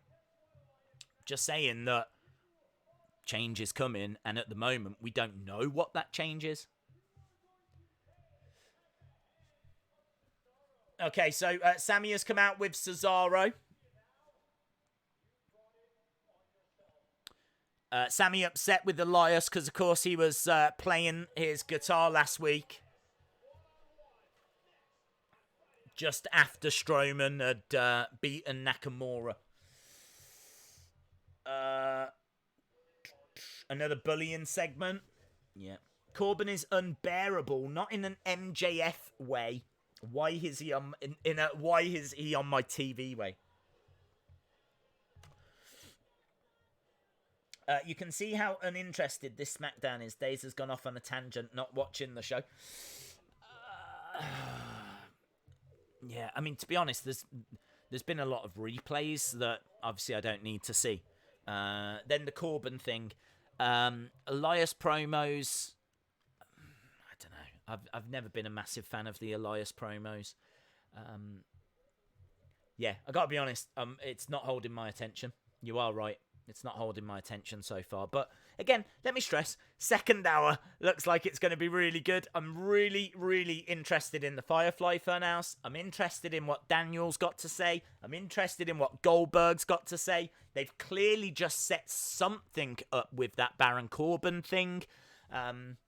This match is not really grabbing me because, of course, Cesaro last week actually went down to the ring. Do you remember Sammy sent Cesaro down? He was like, Cesaro, go and shut him up. And Cesaro went down. He got beaten up. He got beaten up by Elias. And now, like, we're meant to believe he's going to come down and now this week he's going to beat him. I don't know. I just don't understand. It's not... Cesaro is a fantastic wrestler.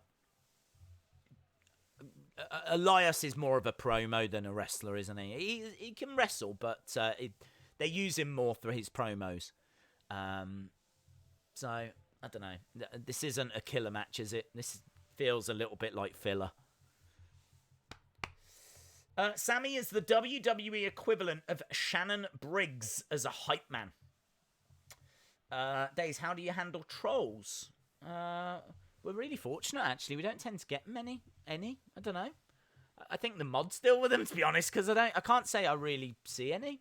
There's probably loads, and I just don't see them because obviously I read out a lot of the super chats, and it does mean that I miss quite a few comments, unfortunately. So yeah, we're really fortunate. The community that we've got is really, it is genuinely a nice place to be. So that, and also once I stop streaming, I do burst into tears each night, just to cleanse and get it all out my system. I don't. Shout out to Cool and Fun Time with your Bade and a Bid. Days, my favourite team versus yours. Chelsea versus Man U. Who do you think will win? Do you know what? I would have said Chelsea. But I think Fernandes is a big signing, and I really like what's his name? Ikalo. I never watched him when he played for Watford, and I think he did an interview the other day. So I can't pronounce his name yet. I haven't seen him in action, and I know he's not like an incredible striker. He's not like a world beater. But I think he is going to bring something we need as well. So I think this is going to be a tricky little match for you. I think United could get the draw. Before I would have said Chelsea win. I think it could be on for a draw.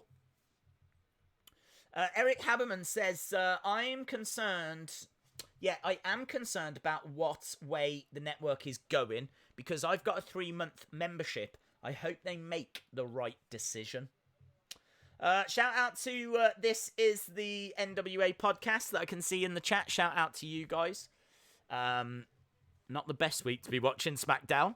But the second hour, can I just stress the second hour is going to be epic. Yes, in regards to the network, let's wait and see. All of this talk has just come out of this conference call, as we said.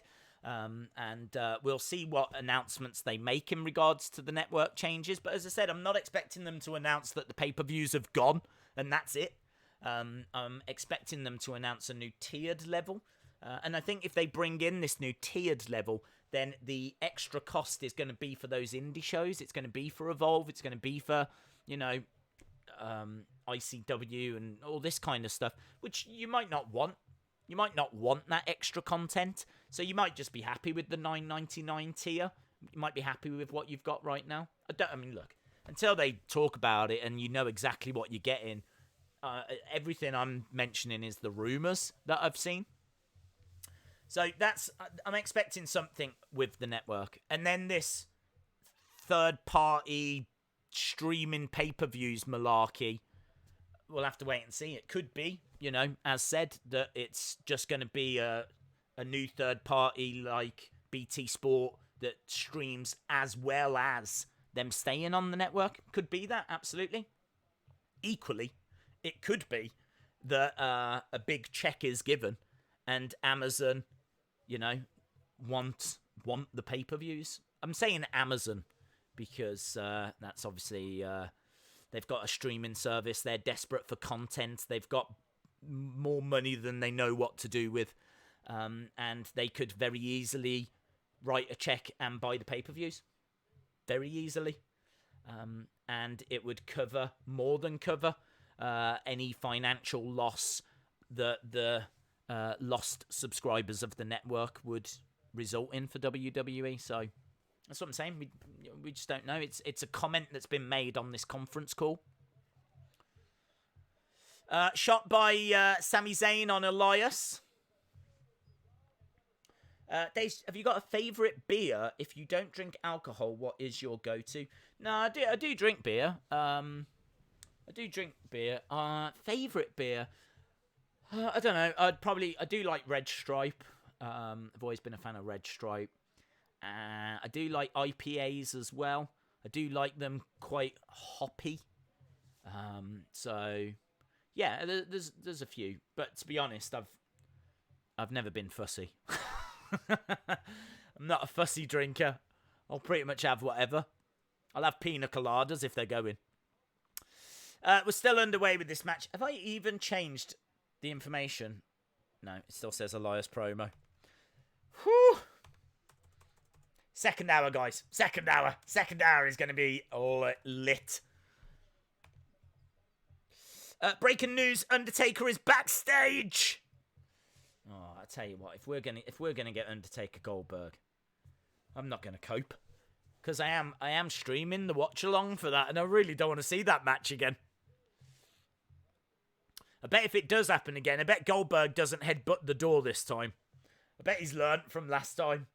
For those of you that don't know, Goldberg actually knocked himself silly, knocked himself unconscious. Not with the door though. I think it was when he was in the ring, and didn't he go like headfirst into the ring post? I'm not sure I actually know at what point it happened, but I know headbutting the door beforehand certainly didn't help. Cesaro trying to do a superplex to Elias. I need to try a White Claw. That's what I need to try, but I don't think we've got them. But I saw I think I spoke about it. I watched a video of the Fine brothers. You know, the elders react. I watched them reacting to White Claw.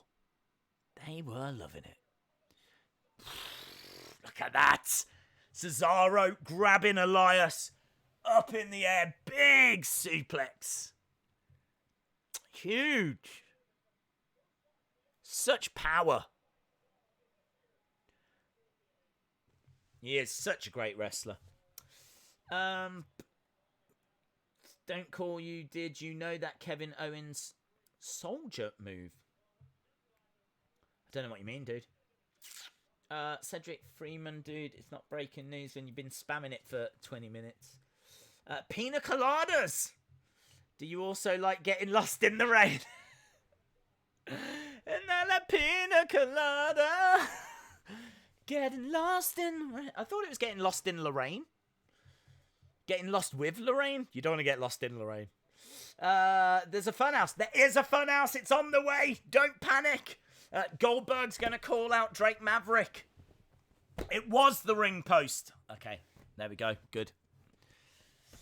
Well, he won't do that again, will he? Dealing with the situation at home, and we will have to leave the chat. See you on Monday. Oh, I'm sorry to hear that, David. Hope everything's all right, dude. Shout out to you, David Hall. I hope everything is okay. Sami Zayn kind of looks like he could be your distant relative. Yes. I am Days Zayn. Sami Days. Strikes coming back from Elias. Elias doing very well here with Cesaro. The ref having to physically separate them. Nice clothesline by Elias. Stay tuned for the second hour because Days said so.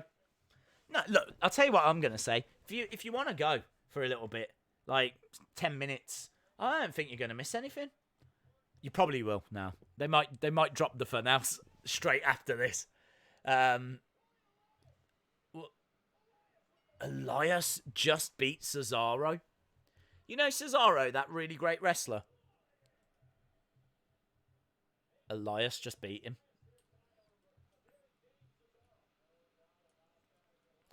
Wow, interesting. But yeah, what I was going to say is don't miss the second hour. And then I was rudely interrupted by a shock win for Elias.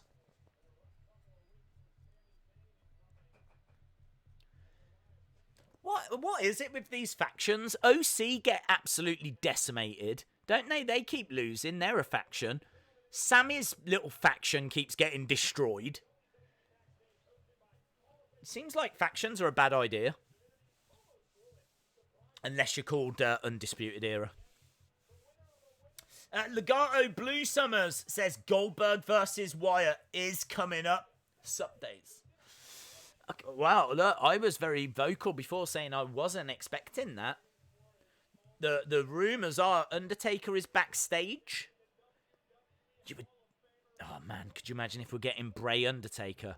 What if it's not Undertaker Goldberg, but it's Bray Undertaker, it's Fiend Undertaker? Ryan Miller, shout out to you, buddy. Wow, very, very kind. Thank you. Appreciate what you do. Shout out to you, man. Keep up the good work. Let him in. Well, I gotta be honest, it hasn't really felt like good work. Well, first of all, it never feels like work.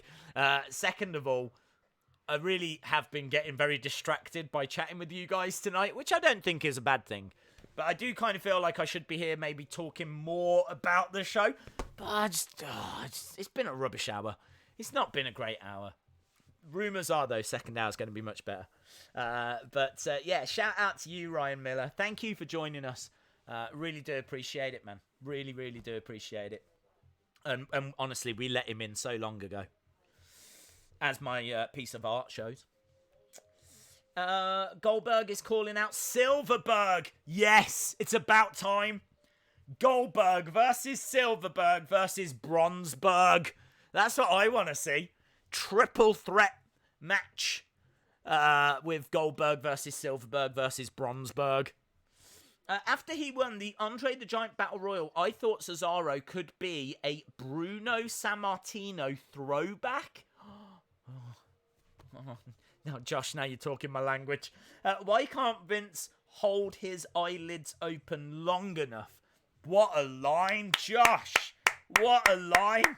Why can't Vince hold his eyelids open long enough to see Cesaro's greatness? That is a good line, man. I like it. It's a really good point as well. We know that Vince said that Cesaro wasn't quite grabbing at that brass ring. And I don't think it's got anything to do with his in-ring ability. I think it's all got to do with his English, his promos, maybe the way he presents himself as well. I don't know how much influence he gets on that. I would agree that there is something missing with Cesaro. I would agree, but I would also say that they have not given anything to Cesaro. Do you know what I mean? Like, how much of a say does Cesaro get about how he's presented? How much of a say does he get on his entrance music, his ring attire, and all of this kind of stuff? I don't know. If they were to go down a road of him being like a Sammartino type character, I don't know if he's big enough compared to Sammartino. Actually, height-wise, size-wise, I don't know how they would compare. He's very strong, though. He's very, very strong, like Sammartino. So I definitely get the comparison. But yeah, they just haven't, have they? They put him in with the bar, which, you know, was a good thing for him.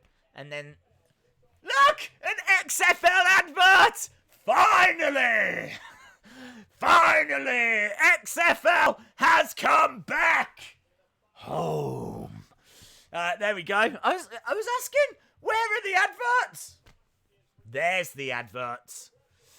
XFL, back tomorrow. Daisy, you gonna watch it? No. It hasn't got anything to do with wrestling, has it? His name is Goldberg.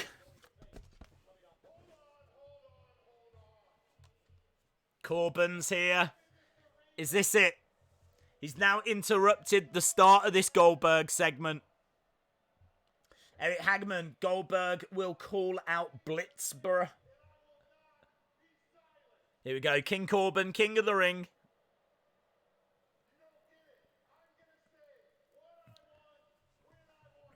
Boo. Goldberg, Corbin. Yeah, Corbin is next.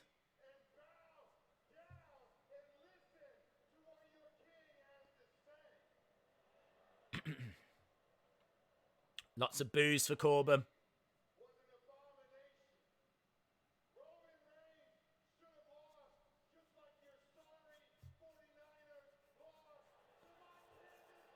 Oh, are they in Philadelphia? I didn't know they were in Philadelphia. He is a Kansas City fan. He was actually at the Super Bowl. That's a good lie. I mean, fair play. Fair play. Why didn't he come out in a Kansas City shirt? I'm amazed.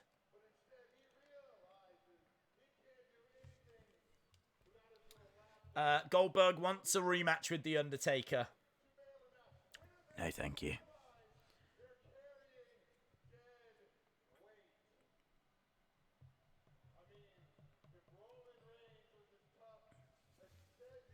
If Roman was as tough as he says he is, he would have fought me one-on-one, man-to-man, at the Rumble.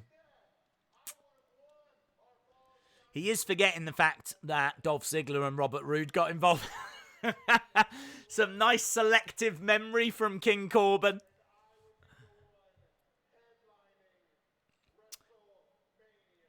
It's a sparkly crown. Can we just acknowledge that?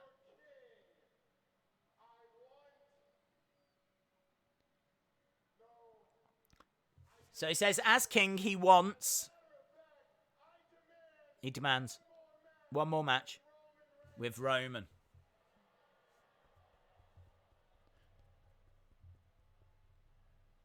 Well, look, it could be Roman and Corbin at Super Showdown.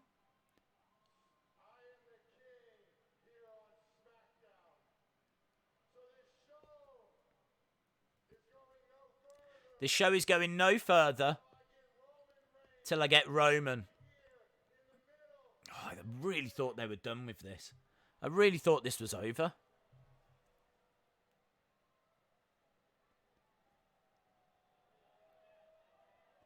This is just like the never-ending feud.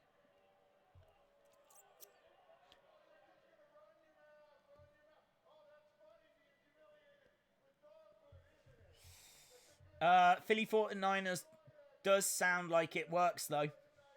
Goldberg's going to come out. Goldberg tag team with Roman. Who's this guy? The guy was planted. The guy was planted. Corbin tips a drink all over a guy in the front row. I hope he was planted. Here comes Roman.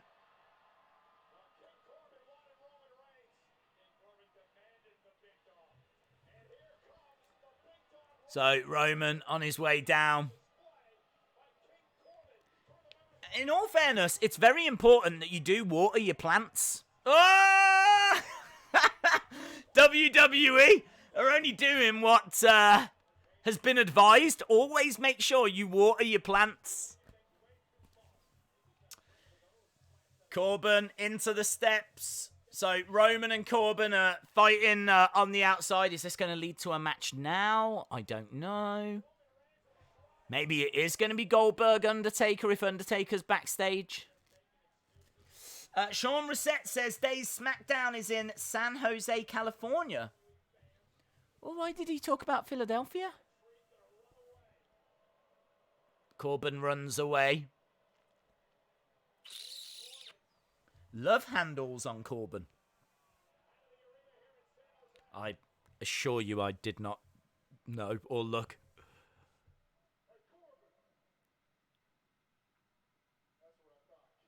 Coward. Calls Corbin a coward.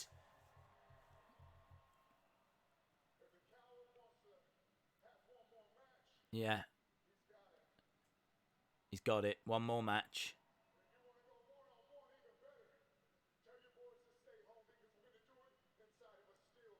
Steel cage. Steel cage. Saudi Arabia. Roman and King Corbin inside of a steel cage. Dun, dun. How are you, my friend? Do you think WWE will ever put Cody and Chris Jericho in the Hall of Fame? Because what they've done with AEW, personally, I don't think they will. I think they will. Take Jeff Jarrett. Jeff Jarrett left WWE, set up TNA. Massive part in TNA. TNA, obviously, the only rival that WWE had in the kind of mid-2000s. Well, all throughout. I mean, obviously, it's kind of slowly declined over the years to the point now where I don't know if it is a rival. So Goldberg getting... Oh, what? This is via satellite. It's not actually there? Who's next? So Goldberg's not actually there? Right. Last week he watched the Rumble. He was inspired. What?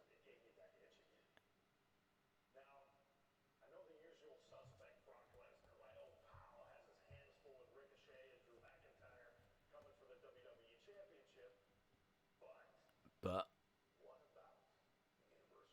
oh, he is going after Bray. I don't get this. This has genuinely surprised me.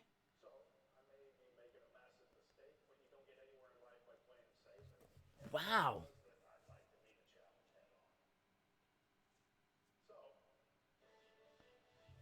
What's this? Is the Firefly Funhouse news? Breaking news. We've got Bray's there. He's got a suit on and a little tie.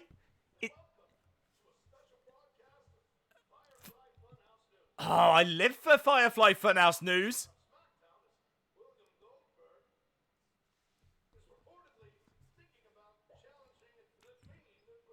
So there we go. Funhouse Bray laughing because Goldberg's going to challenge the Fiend. Word on the street. He accepts. The word on the street is he accepts. Oh, Mercy's got the weather! The weather bug! It'll be a cold day in hell before the Fiend loses the Universal Championship. It's got Weatherman written on his box. Oh, look at this. We got split screen. Bill. Have we got Bill? He says, I'm not falling for your tricks. So, Goldberg's, I think, at home or in some kind of gym. Here's your breaking news. The Fiend Bray Wyatt, you're next. It's big news. Oh, it must be a garage. There's a car there. Maybe it's like a garage gym. Oh, what's Bray's not happy? Let me in. Things went serious. Bye. See you, Bill. See you around, Bill. There we go. Fiend, you're next. Very cool. Dun. I hope that wasn't the Funhouse.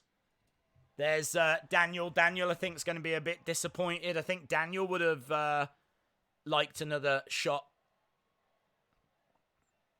We're backstage. Heath Slater's here. Heath Slater's wearing, like, sanity attire, isn't he, by the looks of it?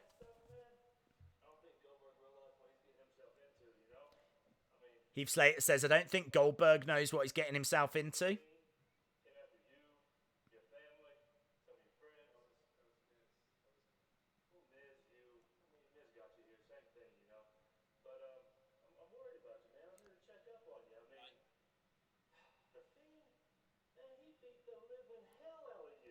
Heath Slater just talking backstage with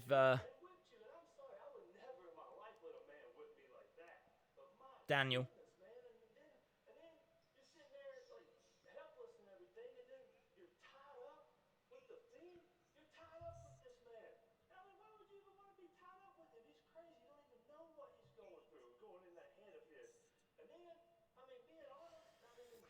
He still works there. I know, yeah, amazing.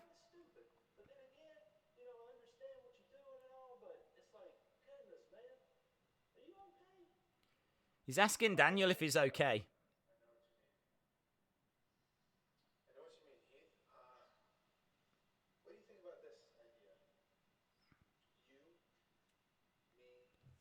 Heath and Daniel. Wow. A match. Heath versus Daniel. So Heath Slater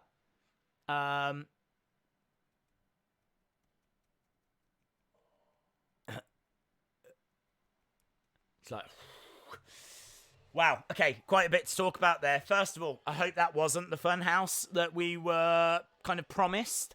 I don't think it goes deep enough. Yes, it's a big announcement, but we're just going from promo to promo to promo. Want more than that? Need more than that? Need more of the puppets? Need more mystery? Need more?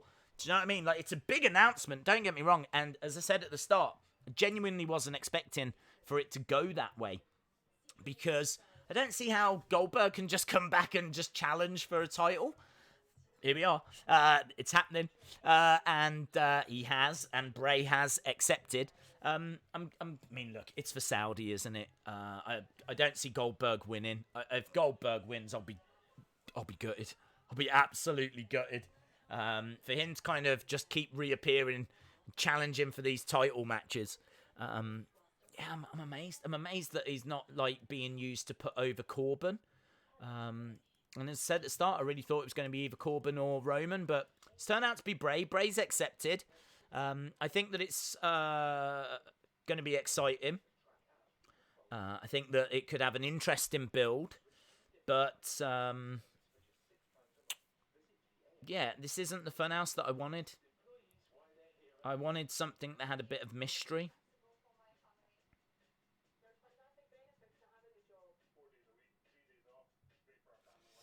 What happened to the Kane storyline? I don't know, dude. They also acted like Goldberg was going to be there, so yes, that's the Funhouse. They were spoiling it in the commentary because they mentioned Universal title. Heath has got kids he needs to wrestle, that's true. The Goldberg thing was trash.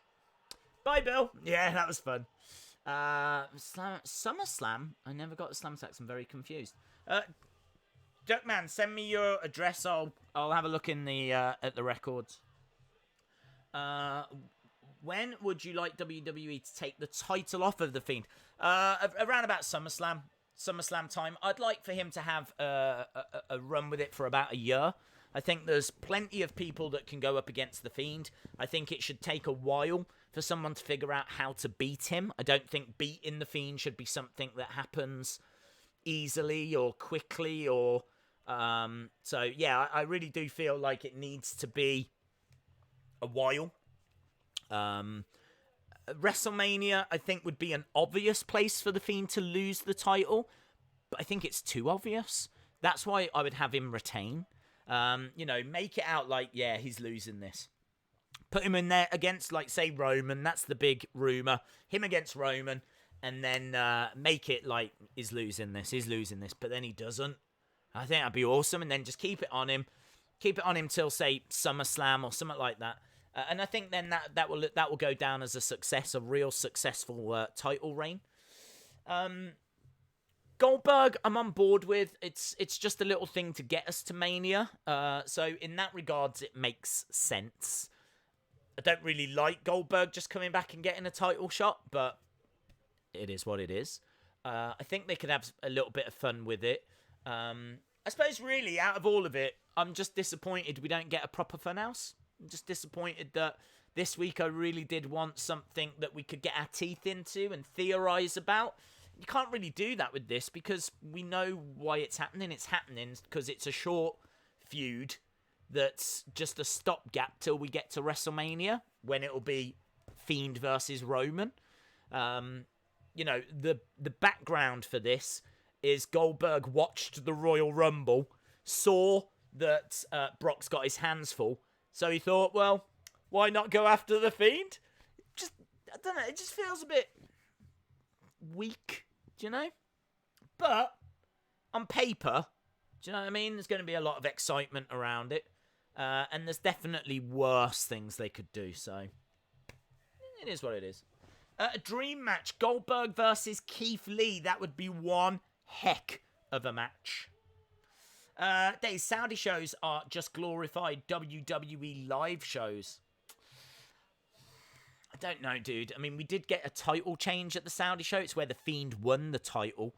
So, we have seen a title change. Plus, also, you see superstars there that you wouldn't normally see. The likes of DX reuniting. DX versus Brothers of Destruction. It's where we saw Kane for the first time, Cain Velasquez. You know, you do get some interesting stuff with Super Showdown. But yes, I agree. I'm not expecting a title change. Goldberg Keith Lee would be one heck of a match. Fiend and Goldberg makes no sense. They've got no past. First opponent with no past for Bray. All I can see is that it will make Bray look stronger. Yes. Yeah. I understand the logic. The logic is we need a short-term feud. We need a decent name. You know, you wouldn't want to just throw him in there against Heath Slater. Yeah? You're going to need a decent name for him to go up against. And, you know, you're going to need someone that the Saudis are going to want to see. I do get it. I do get, there is a lot of ticks. But you're right. For us fans of Bray, The Fiend, the Funhouse, the theories, the backstories, there's nothing there. There's nothing there. And we were talking beforehand, people were saying, has the magic gone? I don't think it's gone for good, but it has dimmed. Because we want puppets, new stories. We want more teases about how do you beat the Fiend. You know, Ramblin' Rabbit said the Fiend can be beaten. We want to explore that more. We want to explore all of the heaven and hell imagery and symbolism that we saw in the past in the Funhouse as well. I want that to be explored further. I want to explore why Bray won't let Abby rest. I want to explore maybe the meaning of Mercy a little bit more. How did Mercy come to be? I want to explore who are the puppeteers. There's so much that I want to explore with the Funhouse, and we're not. We're just getting promos. It's as if it's all been put on hold whilst we do this. We're doing these promos now. So I don't know. I'm not against the feud with Goldberg. I definitely think it's a big name. It's going to be a nice moment for Bray, but it's not the most exciting thing in the world. I would have preferred a proper Funhouse. And I did see people in the chat saying maybe we'll still get one. Maybe we will still get a proper Funhouse. Maybe we will. Don't think we will, but maybe we will. Interesting though. Big talking point. Goldberg versus Bray. Undertaker interferes. Ooh. That would be tasty. That would be tasty. There is still hope that the next 45 minutes will be a lot better. So far, SmackDown is a 6.5. This is my last super chat of the night. Maybe. Shout out to you, Trey Jackson. Really appreciate it, dude. Yeah, I would agree with that.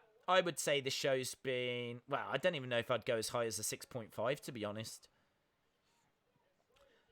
Slater has to give up.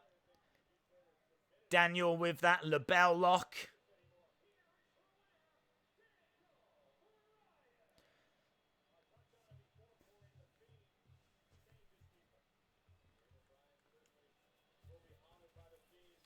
The Fiend changes people. I think Daniel is very frustrated. Understandably so. We've got Bayley coming up. What was the point of giving Corbin King of the Ring if Corbin hasn't changed or used whatever power King of the Ring gives you? I think that's the problem, buddy, is it doesn't actually give you power. I don't know what... I don't know.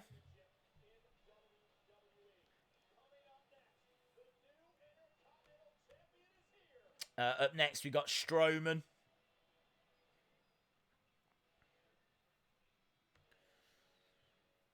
Right, commercial break. Let me know. Score the show so far. I've got to be honest, I'm at about a 5.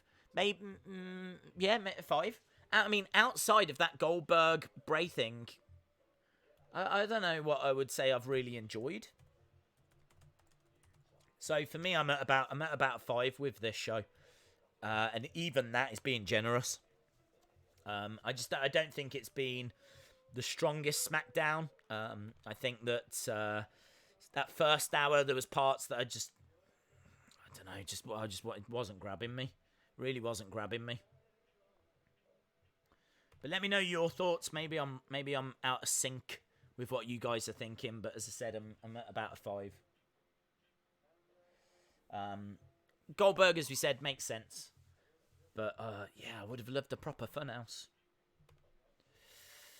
3, 5, 3 at best, 7, 5, 5, 5.85, 7, 2.5, 4. These days, WWE gets money. Oh, disappeared. 7.34, 2.5, 5. Why aren't you reading my thoughts on the Fiend versus the Brock? Fiend versus the Brock. Because I haven't seen your thoughts on Fiend versus the Brock, my friend. As I said, it's difficult to read all of the comments because we do have, and I'm very grateful for it, a very active community, which is great to see, man. Really, really great to see.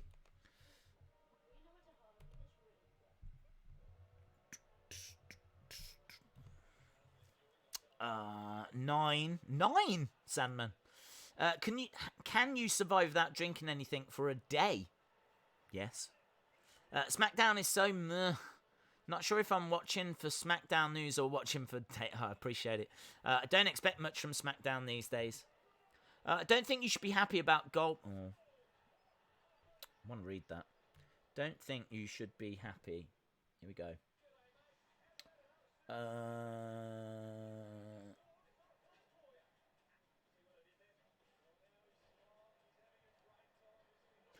Don't think you should be happy about Goldberg because his first return was to squash Kevin Owens for the Universal title when KO was super over in seconds too. They might do it with The Fiend. I don't think they will. I really don't think they will. I think he's being brought in because he's a name. He's a name that the Saudi fans are going to be aware of. You know, they love the legends over there, which I've got nothing against. I love the legends as well. So yeah, I think they're bringing him in for that. I don't think they're bringing him in because they're going to put the title on him. I mean, God, I really hope not. I really, really hope not. I just heard $1 Million Man's son was arrested for a $4 million scam. It's online right now. Yeah, I saw that news breaking. It's all to do with some congressman as well. Like, some real dodgy stuff gone on there. Interesting. SmackDown equals rubbish SmackDown being terrible. Otis. We do need Otis. Otis can save the day. Otis's love for Mandy Rose is going to save this SmackDown. No doubt about it. We're just watching last week with Strowman and Nakamura.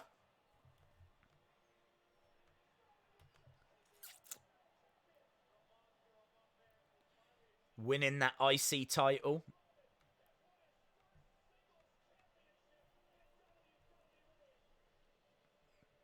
I've got this big WWE on BT Sport thing at the bottom of the screen, which is really annoying. I don't know why they keep bringing that up. I know you guys won't see it, but... Oh, Renee Young. Hello. Hello, lovely. Braun making his way down. We got Renee Young in the ring. Mrs. Moxley. Right, looks like an interview with Braun.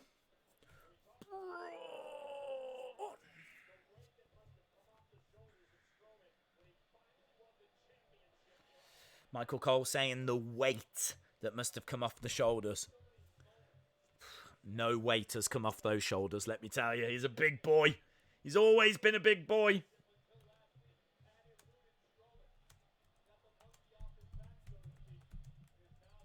Right, Strowman making his way into the ring with Renee Young. It's really cool to see Renee Young. She hasn't been getting used that much on WWE TV.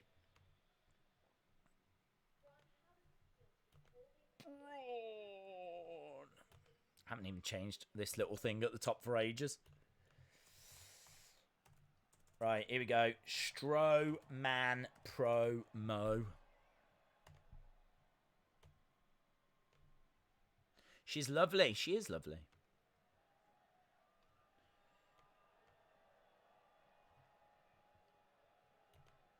A very small "you deserve it" chant.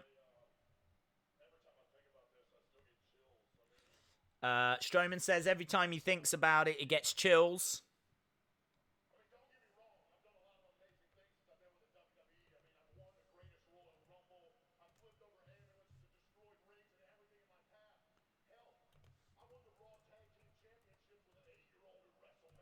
You did. He says, I won a tag team championship with an 8-year-old at WrestleMania. There needs to be a Nicholas chant.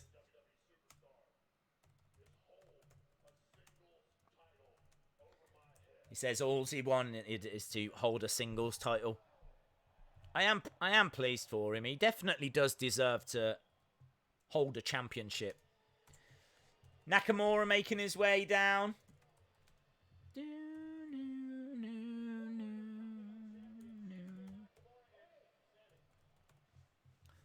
It's not been a great night for Sami, has it, so far?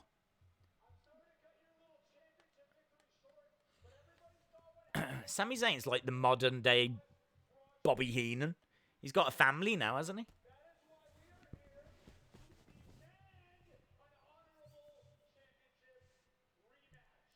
So he wants a championship rematch.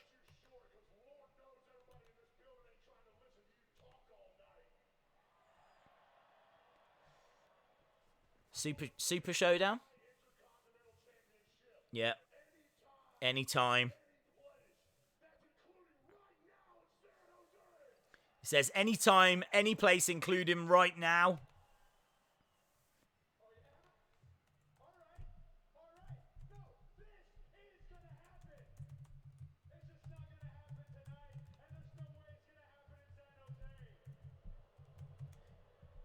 Okay. He says this is going to happen, just not tonight.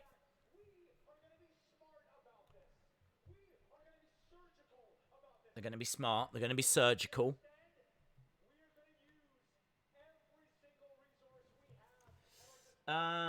Braun is getting good on the mic. Put the title back on Nakamura, please.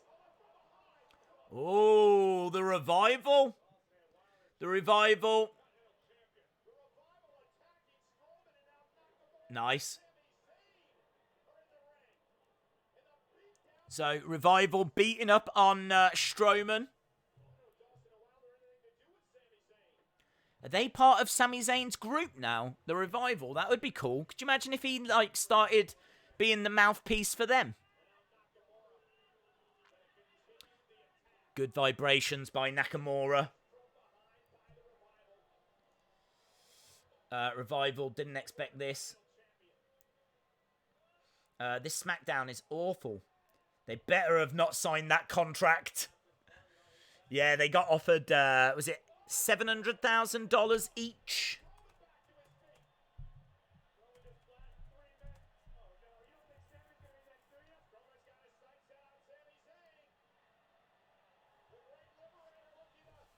So Sami is having to run for his life. Shoulder charge. Shoulder charge. He's got Sami Zayn's jacket. Knee strike by Nakamura, and Strowman goes down. Kinshasa. Kinshasa by Shinsuke.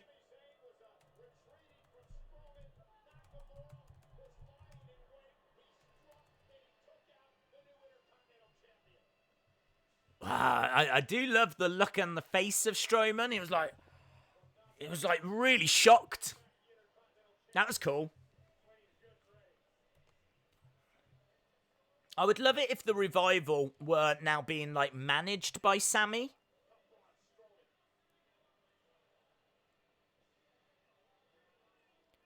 Otis up next. Otis prepares for Valentine's Day. I want to see this. Oh, I really want to see this. Yeah. Oh, okay. SmackDown might be saved.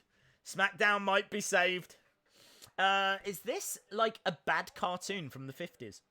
People want to work and be happy. It's not always about money. Let them go. You can't be your own people. I read today that the Revival decided to not re-sign, and they're leaving in April. Okay. Okada wouldn't sign with SmackDown after this show. I think he Triple H, from the sounds of it, is desperate to sign him, and I don't know where they'd put him. They'd have to put him on like Raw or SmackDown, because he is going to cost a lot of money.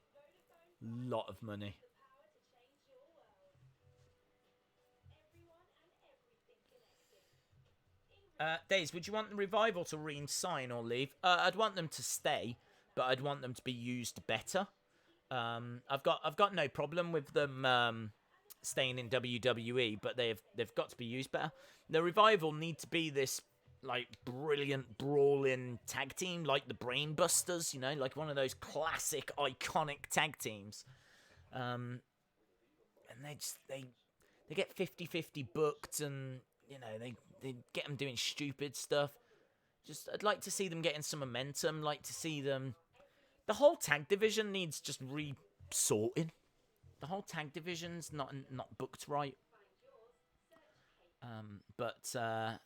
Yeah, I think they would have a lot of options in WWE. There's a lot of great tag teams.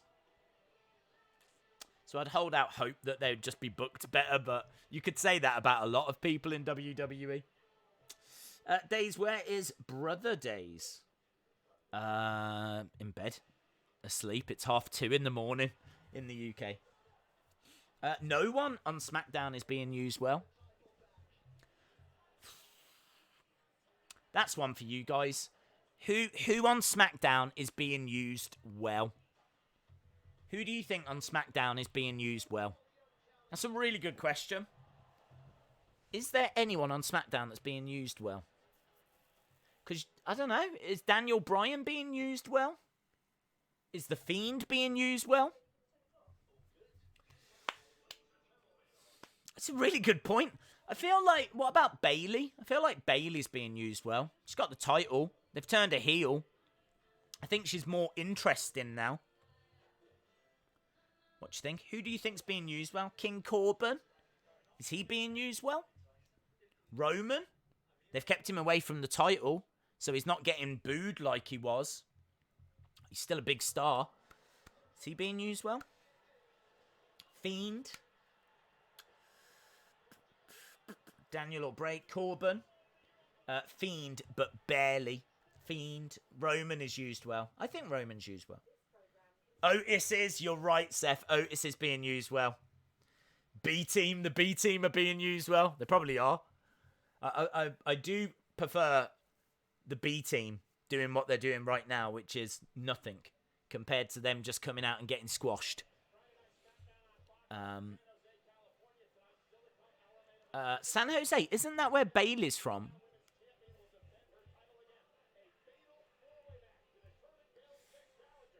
Fatal 4-way to determine Bayley's next challenger.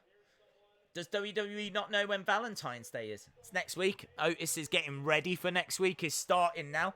There's Cormier! Daniel Cormier! Former UFC champion, works on commentary. He has actually done tryouts to be a commentator with WWE.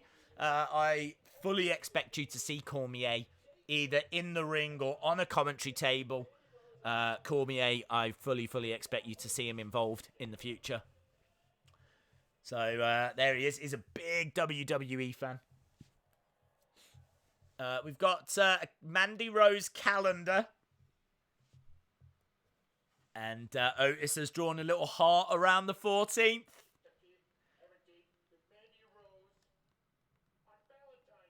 Yeah. He says, I've got to impress her.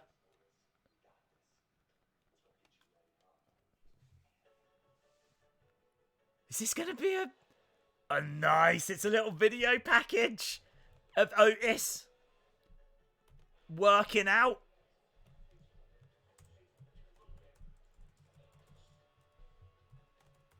Oh, this is like this is an old school with like the music in the background and the transitions.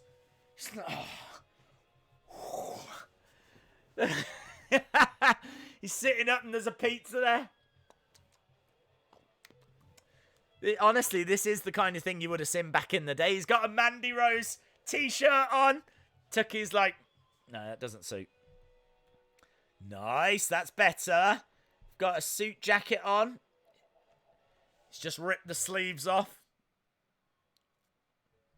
We've got some flowers. Oh, hello. Let me lock that down. Yeah, Tucky. Oh, he's telling him to use a knife and fork.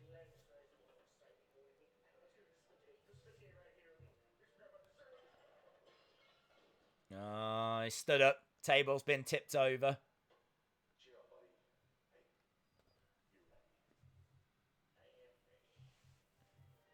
Tucky says you're ready.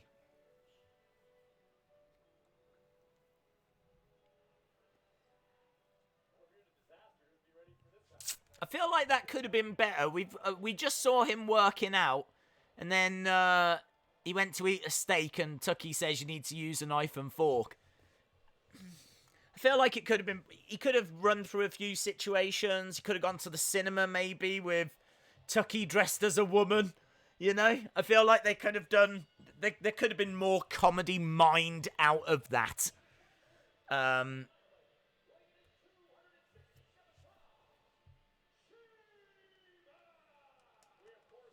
It is what it is.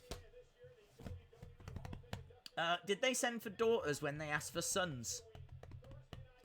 I hate Nakamura with whatever he's wearing. My imaginary boyfriend, the Fiend, is being used well. We need Sheamus back. Sheamus is here with Apollo Crews. I forgot he even existed. Sheamus versus Apollo Crews.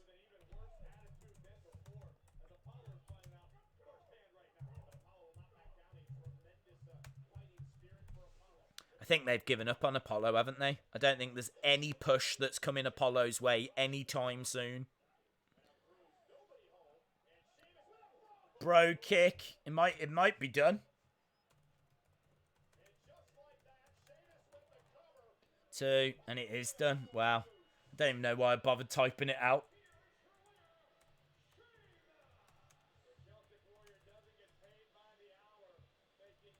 So, Sheamus picks up the victory.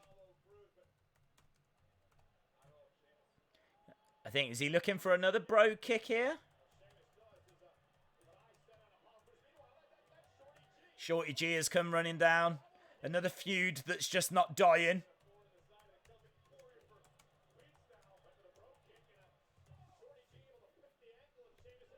Another brogue and Shorty G goes down.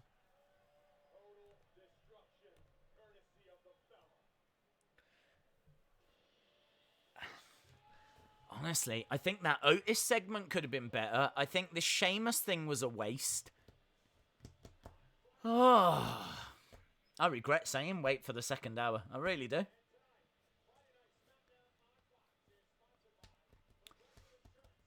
Apollo is talented. Poor Apollo. Where is Mustafa Ali? We saw him do a little.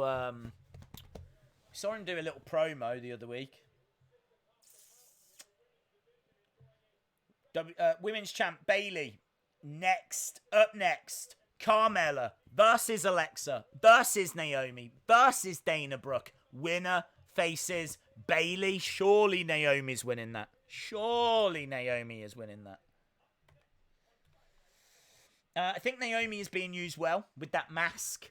It's an incredible look. Looks like Deadmau5. You're absolutely right. Days, has Goldberg shown up? Yes and no. He showed up. And he... Well, I say showed up. It was a video link and he called out the Fiend. And then another example of graphics being made already. It was like, he says, my old friend Brock's got his hands full, so looks like I'm going to have to challenge the Fiend. That's it, straight into a Funhouse breaking news. Graphic. Like, fast. I don't know how they do it all so quick. It's as if they knew in advance. Apollo's been treated pretty good. What's the way to save SmackDown tonight? Forget that it happened. That's probably the best way to save it. Naomi's look is awesome. Yes. I'm glad you're streaming, Days, or I would be asleep by now. Dude, I'm asleep. I'm streaming and I'm already asleep. It's not the best, is it? It's not been the best. It is what it is. It is what it is.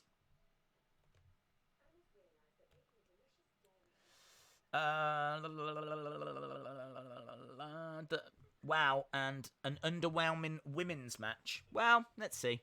Let's see. Days, love your stream. Can I get a shout out? Yeah. OCD, one cool dude. Shout out to you. Bray Wyatt has said before, time is irrelevant in the Funhouse. SmackDown's best parts are pre-taped segments. Pro Wrestling says he never forgets.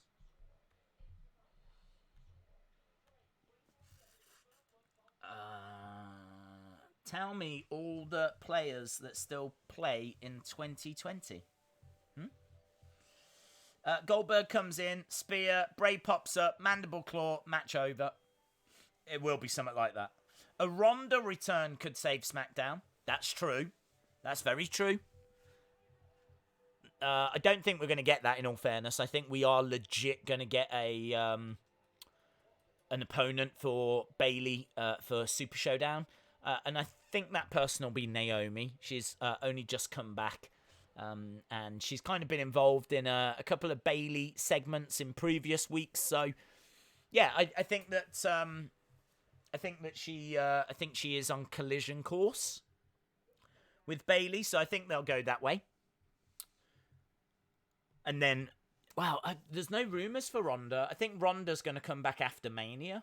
I think Ronda, we spoke about this on the stream the other day. I think she wants to give Shayna the spotlight. Shayna Baszler's a good friend of Ronda's. I think Ronda could have come back. We could have got Ronda Becky. But I just wonder if Ronda's gone, I'm gonna stay away for a little bit and let Shayna get a shot at Becky instead.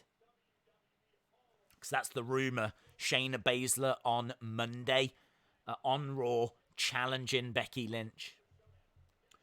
New Day versus Miz and Morrison at Super Showdown. Fiend versus Goldberg.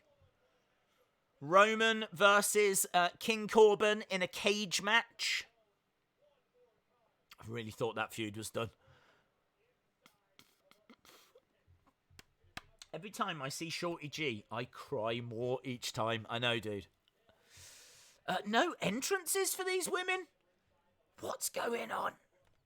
No entrances? All of them are just in the ring, apart from Naomi. Naomi gets an entrance.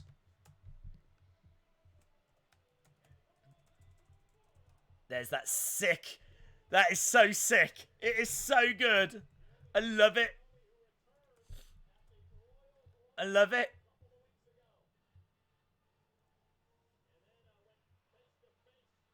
It's so good.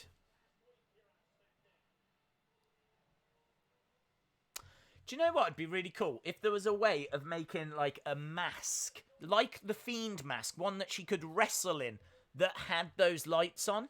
I'm not saying that she's ugly, right? She's a very, very attractive woman, yeah? No denying. But it's such a shame she has to take that thing off. Could you imagine if she could find a way of wrestling in it? That'd be so good. Like a Fiend, it looks quite thin. Whatever, like the LED lights and the technology that's in there, if there was a way of like making a mask out of that so she could wrestle in it.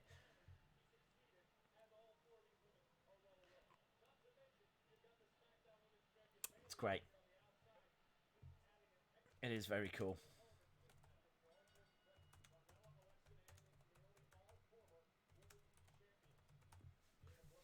It's amazing. When Britt knocked out Yuka's tooth, she should have given Yuka her business card. She probably did. Backstage. Brock versus Braun. Well, I'm guessing it's going to be Braun versus Nakamura, the rematch.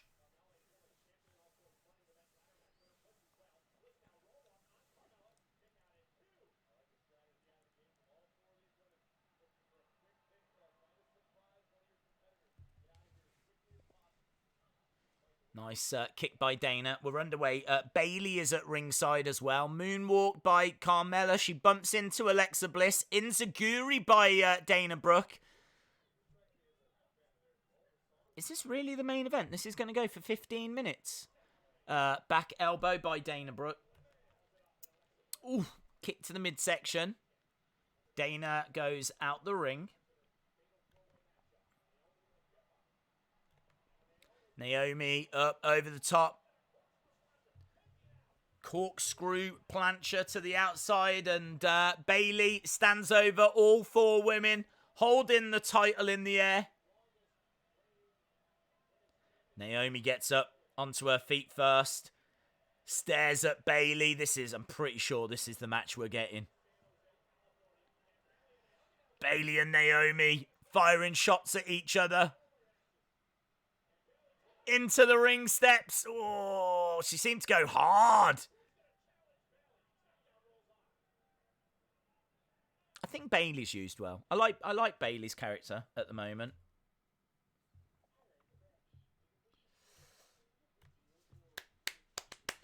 Can someone explain to me why Sonya or Mandy aren't in this match?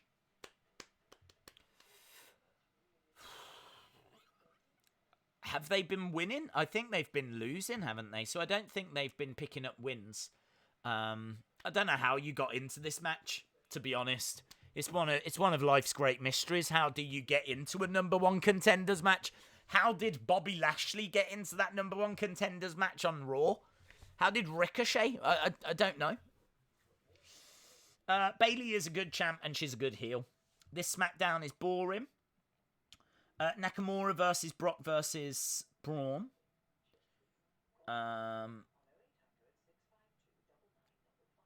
Bayley is the face tonight. Do a toy hunt and Raw and SmackDown or NXT. Choose one brand. Choose a brand. NXT. If I had to watch one of those shows, I'd be watching NXT.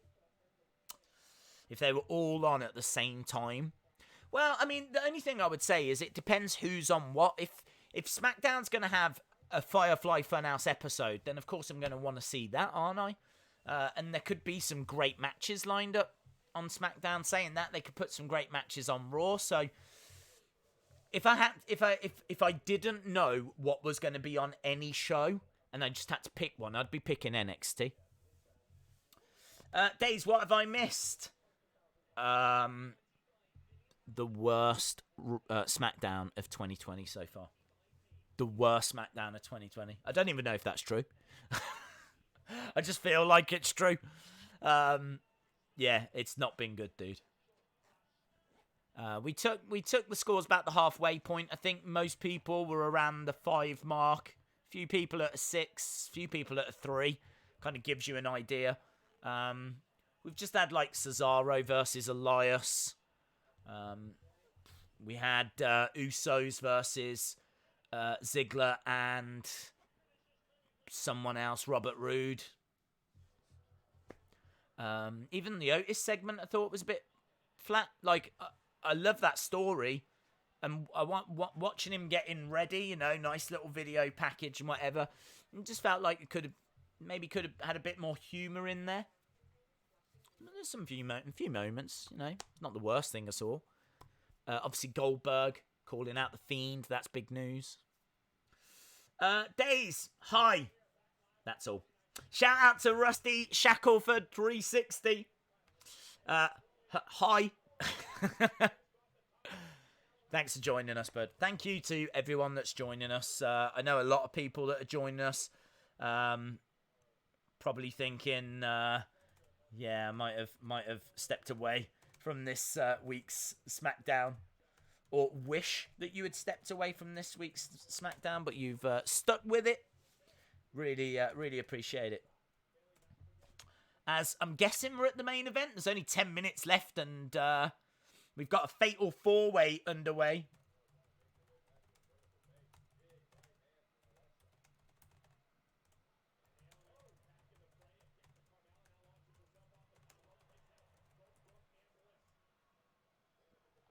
Nice. Naomi in there doing some good work.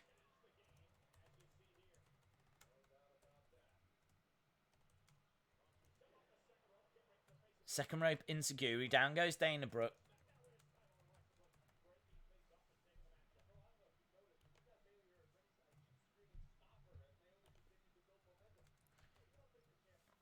So that's quite interesting from Corey Graves. He was saying that Bayley is at ringside and she's screaming out, "Stop her!"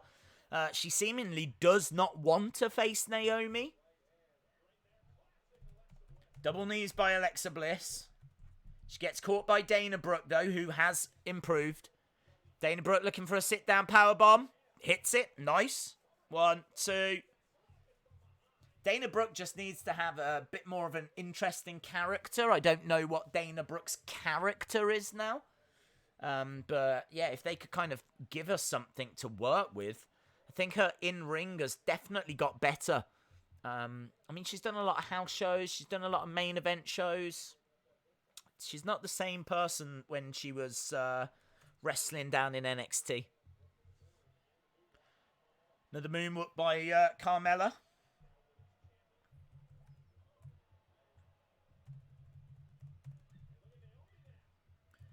Into the corner. Nice work by Naomi. Up top. Moonsault. 1, 2. Dana Brooke makes the save. We're definitely not going to have any more time after this. Such good work.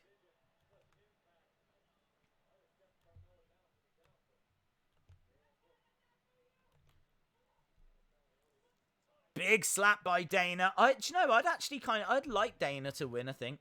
Carmella as well, you know, because Bayley and Carmella used to be best friends down in NXT. They were in a little team for a short while called Baymella, I think they called themselves. So there's a bit of history with Bayley and Carmella. It might be quite fun. But I would like Naomi as well, mainly because she's got that awesome headwear. I want the headwear to get an opportunity at the title.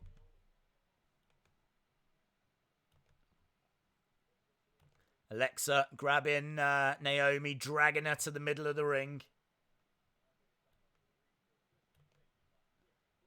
Little roll up by Naomi to... Did she? I thought she got the 3. It really looked like a 3 count then.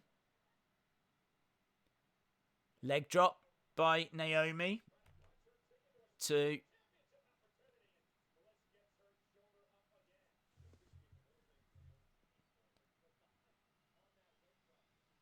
She did get incredible height. Bayley is watching this very intently. Trey, I thought you said you were done, buddy. This makes $35 tonight. Dude. Trey, what are you doing, man? You don't need to... You could have donated $1 each time. I think you can do 79 cents, actually. But shout out to you, Trey. All of that money goes into supporting the chat, and I really appreciate it. It is the last one. Good. I still want Naomi to get the W. Have you noticed every other week pattern? Every other week pattern. What do you mean, buddy? I can't say I have. What, you're saying that she gets a win, then she... I haven't noticed the pattern, to be honest. Trey, do not super chat it. Just tell me what do you mean by that? It's still glowing. What's still glowing? The head thing. I can't see it. Oh, I think I could actually. I could see something flashing away. I don't know if it was the edge of the ring though. It might be the lights on the ring.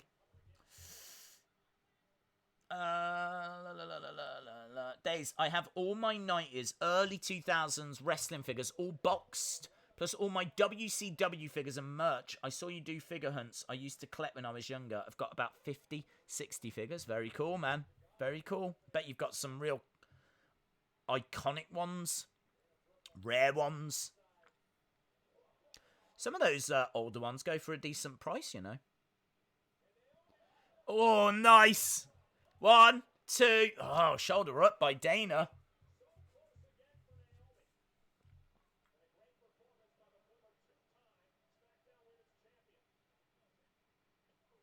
Into the corner goes Naomi. Eric Haberman, imagine not Naomi winning the title. They make it like they make the title like the helmet. She did have like a Glow Championship before. I think she got in trouble for it. I don't know if that's a true story, but I know they did tell that story on Total Divas. I saw a clip where she said that they called her up and had a go at her for changing the belt. There's no way she went out and did that without telling anyone. Twisted Bliss by Alexa, but Naomi countered. Oh, Carmella with a kick. And again, Naomi goes down. Carmella, 2. Carmella gets it. And Bayley's in, attacking Carmella. There's a history between them. We said Baymella. I'm amazed that it wasn't Naomi. Trey Jackson says every other week storylines. No, I hadn't noticed, buddy.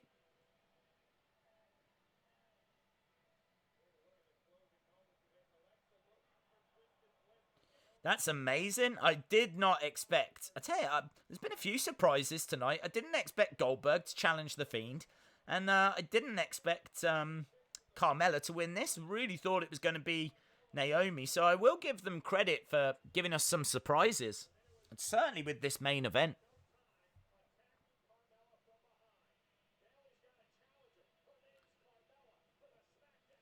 So there we go. When is that happening? Is that match... That'll be really cool if that match gets announced for Saudi Arabia. They've done a women's match there before, so it'd be really cool if they could do another.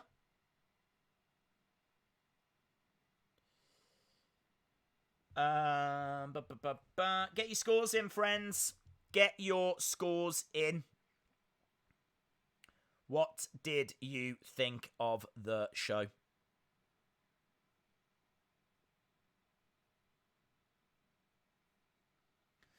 That is weird. WWE pulled a fast one on us. Just so you know, a normal Canadian about her stuff, riding on a moose with her coffee. What does that mean? I don't know what that means, dude. 205 Live. Is that still a show? Is that still a thing? I didn't even know that was still on. 5 out of 10, 2.2. 7.5 from Shay. 5, 6, 4, 4, 9, 7.5, 5.7, 10, 3, 6.25, 6, 4.5, 4.5, 4.54, 4.54, 3, and I'm being nice. 5.875. Okay. I'm gonna say 5. I'm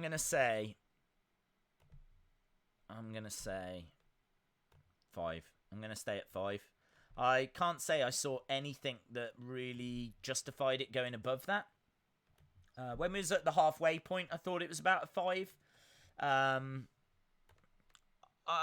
thought the main event was actually pretty decent. I like the fact that we got a surprise at the end.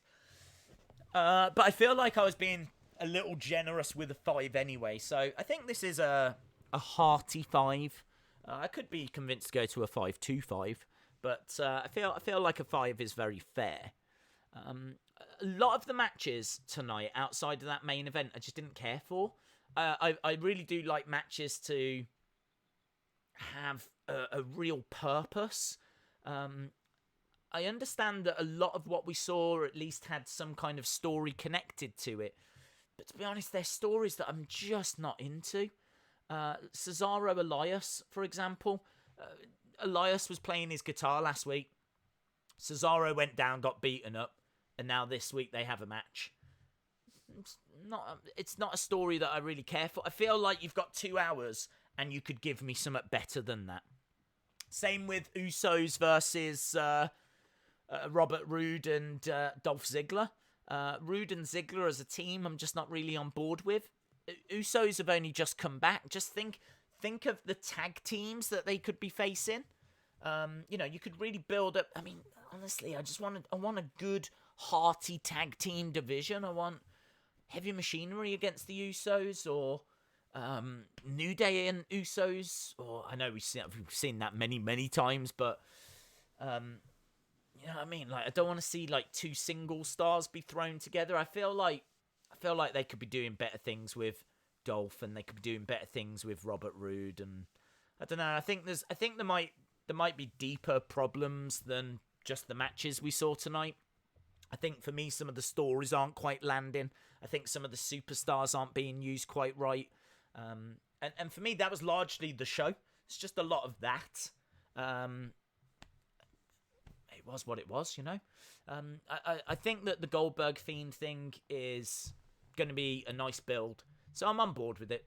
I think it is just for Super Showdown. I really don't want Goldberg winning the title, of course. So I think it is just for Super Showdown. But I'm okay with that. I think the main event was a decent match. Nice little match. It had a purpose. I don't know how you got into the match, but it had a purpose. And I like the fact it wasn't Naomi, amazingly. I like the fact it was a swerve. I was sat here going, yeah, it's Naomi. Naomi's got this for this reason, that reason, this. She's just come back. She's been used in promo segments with Bayley. You just kind of look at it and go, yeah, look, it's Naomi, and it wasn't. So I've got to give them credit for that. So I do think there was a few things on the show that was good. I think the Otis segment, nice idea, a couple of nice moments. I do think it could have been better. Honestly, I do think it could have been more fun. I would have liked Tucky to have dressed up as Mandy and, like, what would you do in this situation kind of a thing, yeah? Like, you could have Tucker dressed as Mandy sitting in a car waiting for Otis to open the door, and Otis doesn't. And he could be going through trying to give him tips of, right, you open the door, take the lady by the hat and all that, you know, and then they go to like a cinema. Maybe Tucky is a bit, you know, feels a bit awkward walking into a cinema dressed as a lady. And Otis comes back with like popcorn this big. Yeah, I just kind of feel like they could have really made this a real comedy segment. What we got was okay. But yeah, I feel like a 5's fair, and I think it's pretty much in line with what a lot of you were saying as well. Rating of all shows: 1, NWA Power, it's the best. Then NXT, then AEW, then Raw, then SmackDown. Do you know what, Dave? In real life, I agree. I think that is the current ranking for me.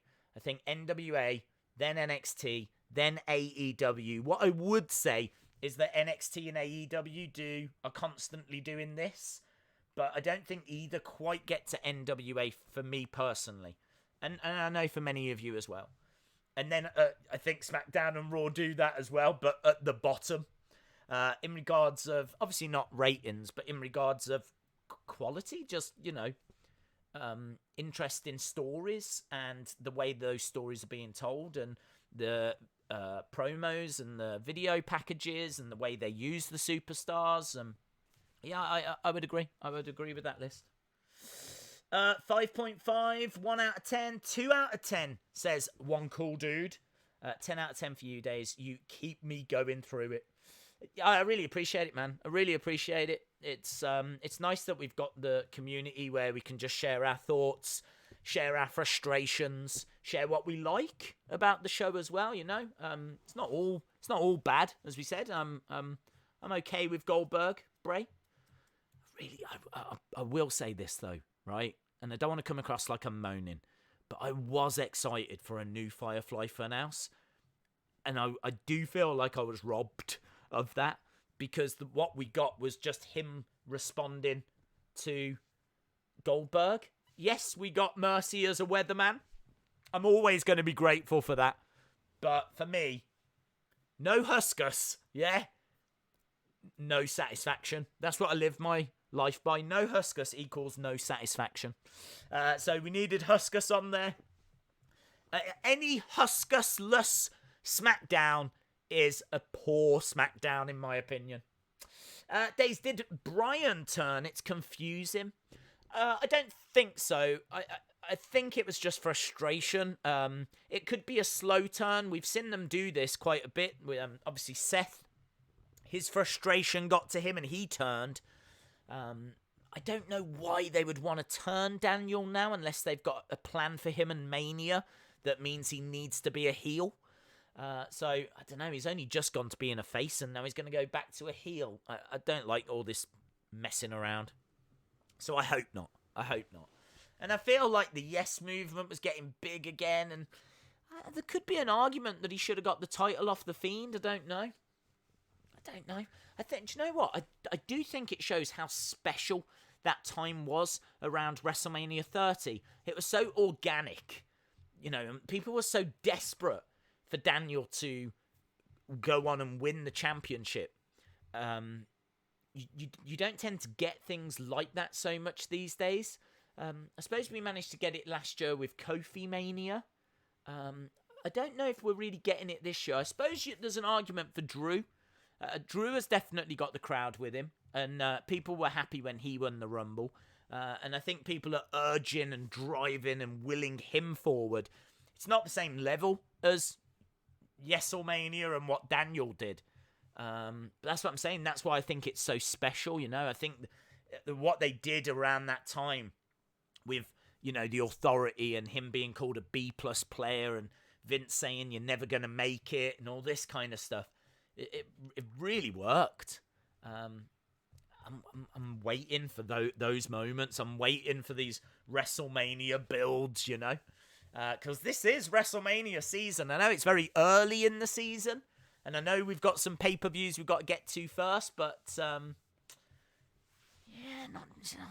you do want more.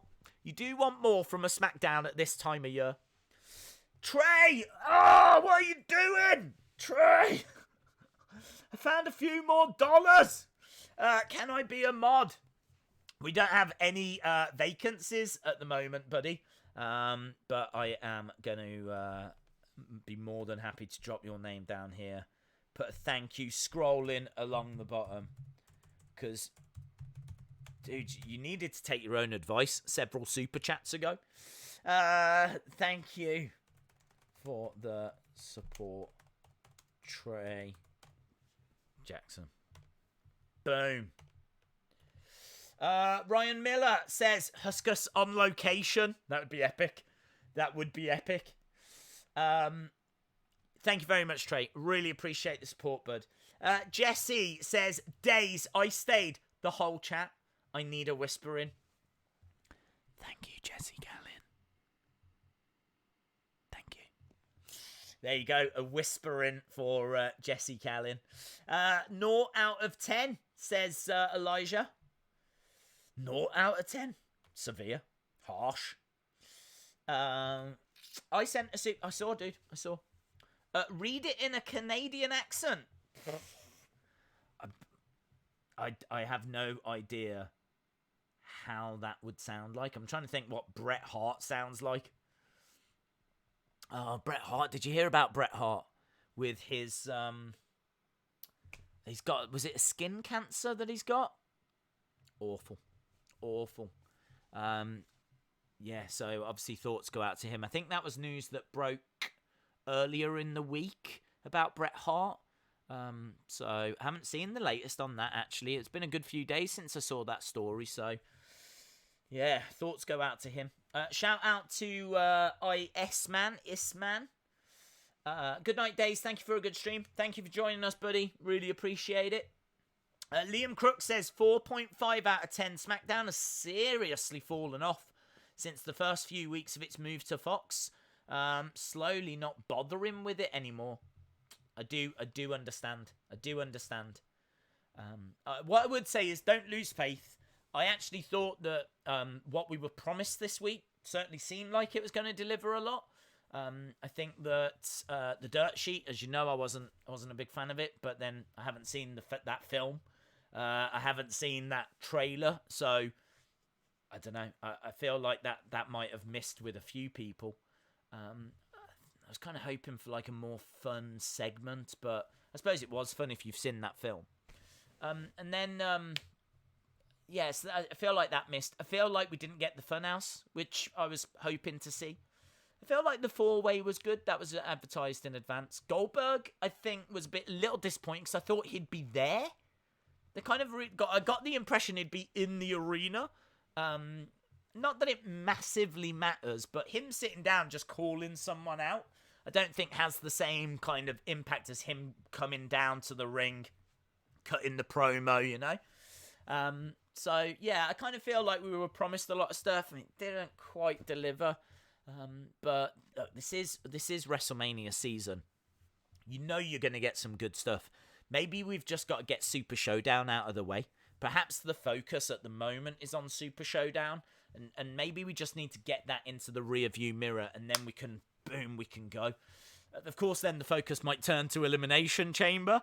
But all the while, you would hope there would be some matches for WrestleMania that are getting put together. And we're not just going to wait for Elimination Chamber to make all of the matches. So you would hope some of the feuds would, start happening. I mean, of course, we already know about Drew versus Brock. So there's one match over on Raw that they could start a build on if they wanted. So I'm kind of hoping we get something with SmackDown. I'm just thinking back to last year when we had Becky, Charlotte, Ronda. Do you remember that great segment where the three of them were getting arrested? That's the kind of stuff that I love. That's the kind of out there, out of the box thinking. The kind of stuff that makes the video packages before they show the matches at WrestleMania. You get the little video package of how did we get here. I want some of those moments. Maybe I'm a little impatient. Maybe it's a little bit early. But, we're past the Rumble. So, I'd like a few more things than what we've had so far. Rusty Shackleford 360 says, always appreciate the watch-alongs days. You make SmackDown far more entertaining tonight. Thank you, sir. Happy to support you. Thank you very much, dude. It's not me. It's the community. It's you guys. And I've said it a million times. I really hope there's people, and I can see that there is. I really hope that the community is talking to each other. I often look down and people are saying at whoever, and there's like little messages to different people, little messages to each other. And I love seeing that. I love seeing that because we should be sharing our thoughts. I'm very fortunate in the sense of, I get to share my thoughts live, like on screen. But I really hope you guys are doing the same in the chat as well. When I'm talking about stuff, certainly at the start, and maybe I'm not getting a chance to look, I always like to think that you're putting your points across as well. So yeah, it's trust me being here, seeing what you guys have got to say, interacting with your questions, talking about theories and thoughts, and who do we think's going to win, predicting stuff, and all this kind of stuff. That totally makes these shows for me as well. If I was sat here having to sit through that without this community, I don't know if I would. I don't know if I would. I don't know if I would as well. I might just watch the highlights.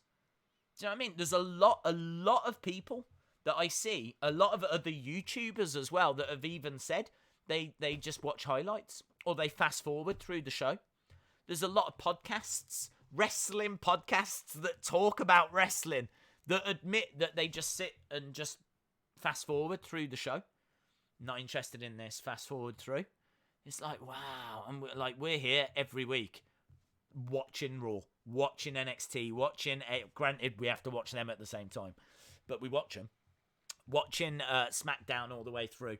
I don't know if I could do that without you guys. So throwing that appreciation right back at you all. Sunny World, friendship, love you. Great stream, but it was the worst SmackDown. Shout out to Josh. Shout out to Jared. Shout out to Callum Jess. Pro Wrestling. EJ. Isman. Angelo. Epic. Evan. JS17. Jim Gore, of course. Birch and Lorcan just did a Dudley Boys Get the Table spot. I've got a love-hate relationship with 205 Live because every time I've watched it, I've enjoyed it. The problem is it's such a small show. Like, it just doesn't really... Like, people just don't watch it. I'm sure people do. But I'm talking about, you know what I mean? I didn't even know it was still going. There was rumours ages ago it was done. They were going to merge it with NXT. And they've kind of done that in a way. What with the NXT... It's called the NXT Cruiserweight Championship now, isn't it? So, and obviously Humberto's moved and Angel Garza and Leo Rush. And I couldn't even tell you what the roster looks like now for 205 Live. And I think it's really lost its identity because it used to be where the Cruiserweights were, but now they're not... Well, they kind of are, but not at the same time. So, yeah, I don't know. I kind of feel like it either needs a reset or probably does need to go. But I haven't watched it in so long, you know. But as I said, every time I've watched it, it's always been fun. Smith's Grove says, are you watching UFC 247 tomorrow? Yes.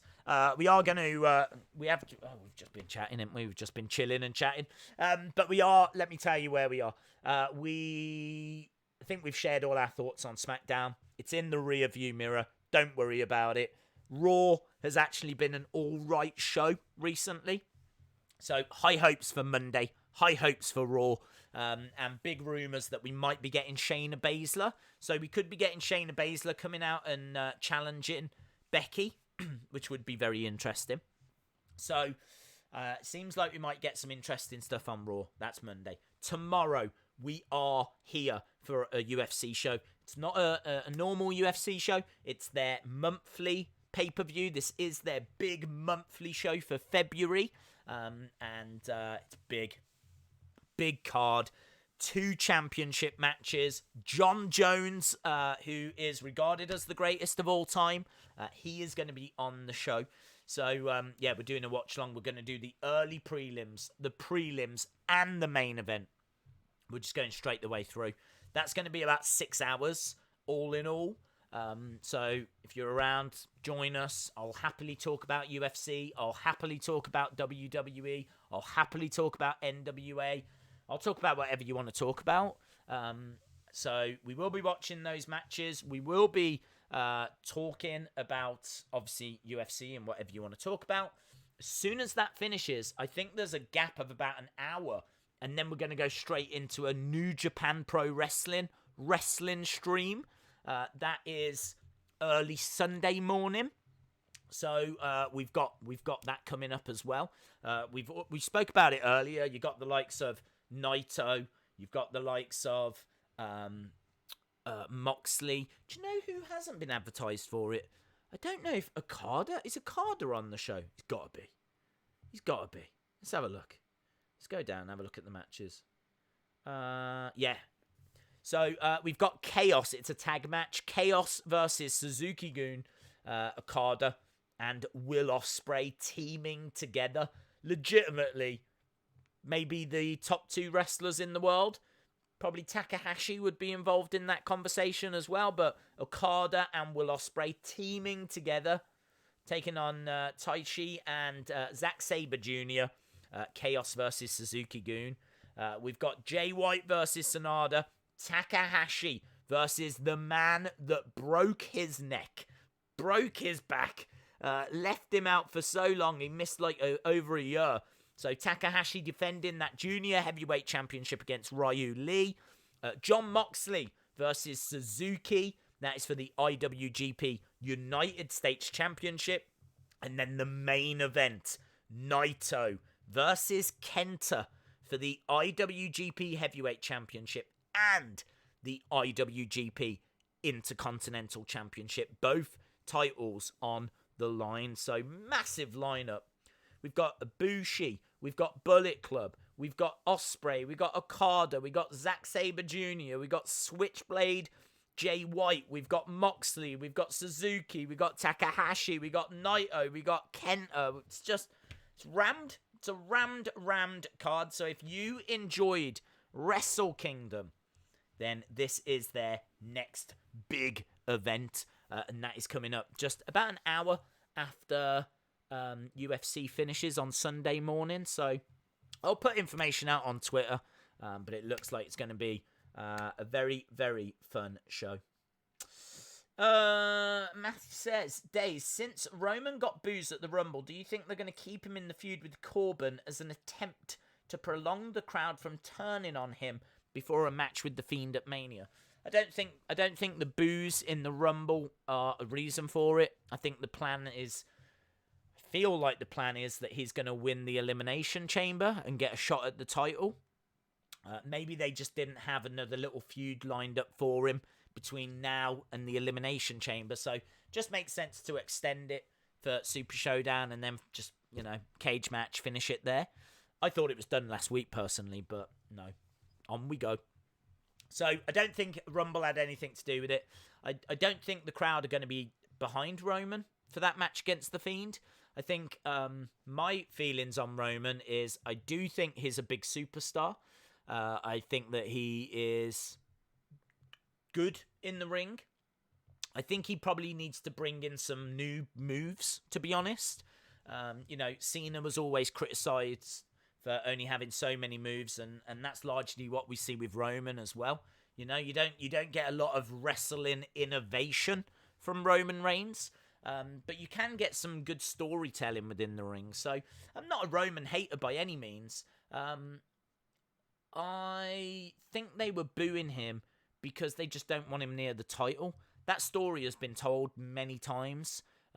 People don't want another Cena. People don't want another unstoppable force. The crowd's, maybe starting now to not... I don't think The Fiend is as red hot as he was. And there could be a few reasons for it, I think we need to flesh out this idea that The Fiend can be beaten. I think we need people to be trying to prove that that is the case, trying a few different things. I think The Fiend has to be beatable because the crowd will turn on an unbeatable force. They didn't like Cena doing it. They didn't like Roman doing it. They will get tired of The Fiend.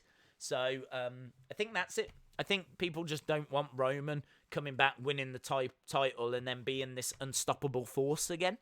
So I don't think they hate Roman. They just didn't want him to win the Rumble. I think he could win Elimination Chamber.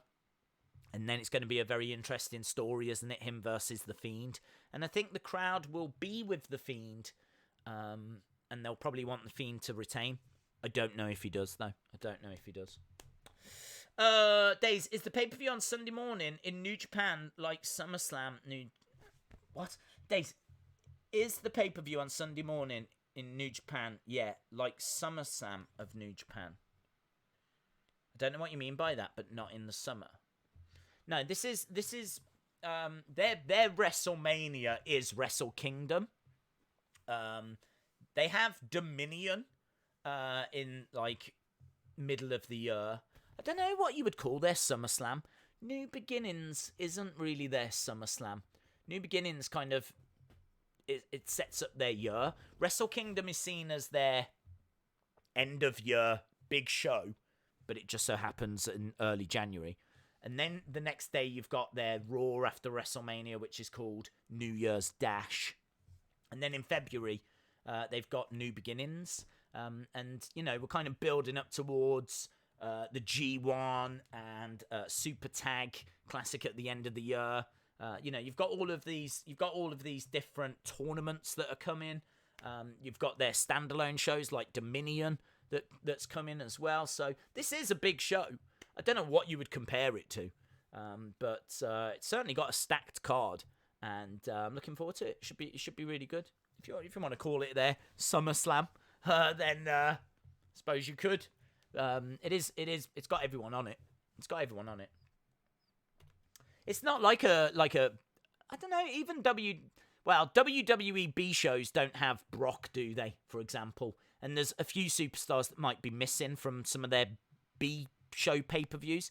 This isn't that. This is anyone is on this card for New Japan. The G1, yeah, that'll be coming up. Day streams, reactions, we follow along. You need carrot juice to beat the Fiend. How many hours is UFC tomorrow? We're going to start at 11 in the UK, which will be 6 Eastern. So wherever you are in the world, take it from that. I'll tell you what we're going to do right now. We're going to stick around 5 minutes, okay? Because we're going to stick around 5 minutes because then we'll get to past. And I feel like that's nice to end there. So, yeah, I didn't expect to stick around half an hour after, but I love talking to you guys, so it's no dramas. But tomorrow, we will start at 11. That'll be 6 Eastern.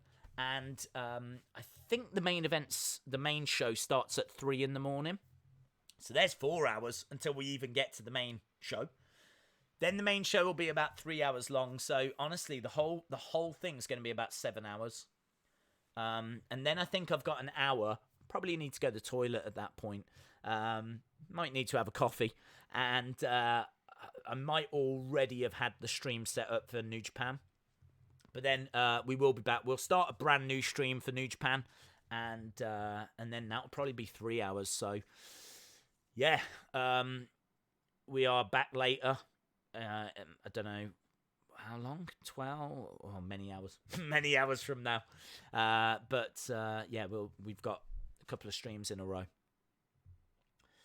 Days, the Fiend versus Goldberg for the Blue Universal title is going to happen at Super Showdown. It is. Jim Gore says main event is Devlin versus Rush versus Nice. Ooh, actually sounds like a really good match. 5 minutes you're going to stay.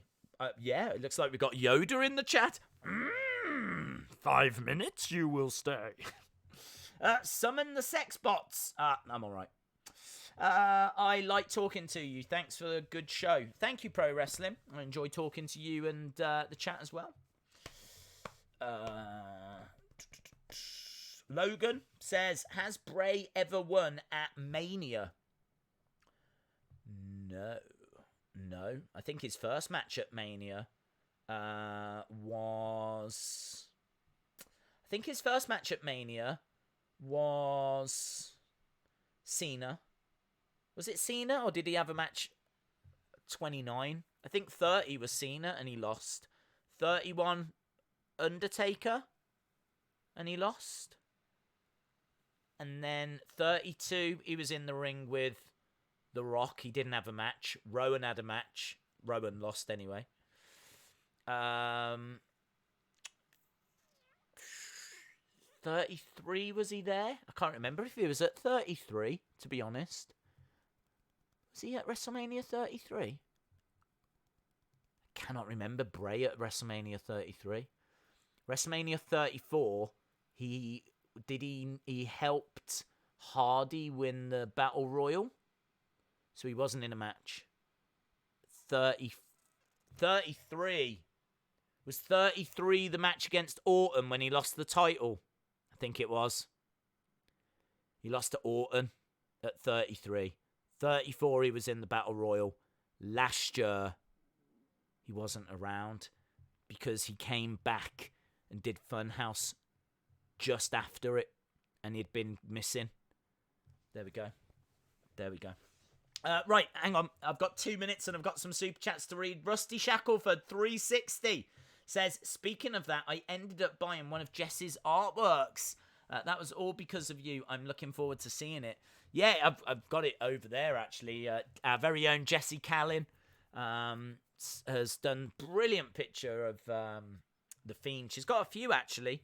So if you get in touch with her, I'm sure that I think she's selling them at the moment. I'm sure if you ask her nicely, she'll even write one of her awful jokes on there for you, and an authentic, awful Jessie Callin joke. I'm sure that could be yours. Yeah, reach out to her. Legato Blue Summers, shout out to you as well. Bud says no risk. Crowd live booing Goldberg this way, Days. Yeah, that's true. I don't think the crowd will be with Goldberg. 33 was Orton. You're correct. Leave it to the Days community and Days for wrestling information. Number spot to get wrestling news. Shout out to you, Brad, my friend. Good memory, that is all correct. And I tell you what, my memory's awful. My memory is atrocious. The amount of... I've forgotten so much about wrestling. It's really rubbish. I just don't have the memory recall anymore, so I'm as surprised as you guys. Right, I think we're done. I think we are done. Guys, thank you so much for joining us. You know I mean it. You know I appreciate it. I hope you got something from the stream. Even if you didn't enjoy SmackDown, I hope you was able to vent and get your points across. Or maybe you did enjoy SmackDown or parts of SmackDown, and again, you was able to vent and get your points across. So thank you so much for joining us. Really do appreciate it. As we said, we are back for that massive UFC stream. Make sure that you join us for that, because I'm quite happy to talk about whatever you want to talk about. So yeah, we are back for that, and we should have some fun. John Jones, arguably the greatest of all time, will be in action, so definitely one to watch. And hopefully see you again next time. Bye for now.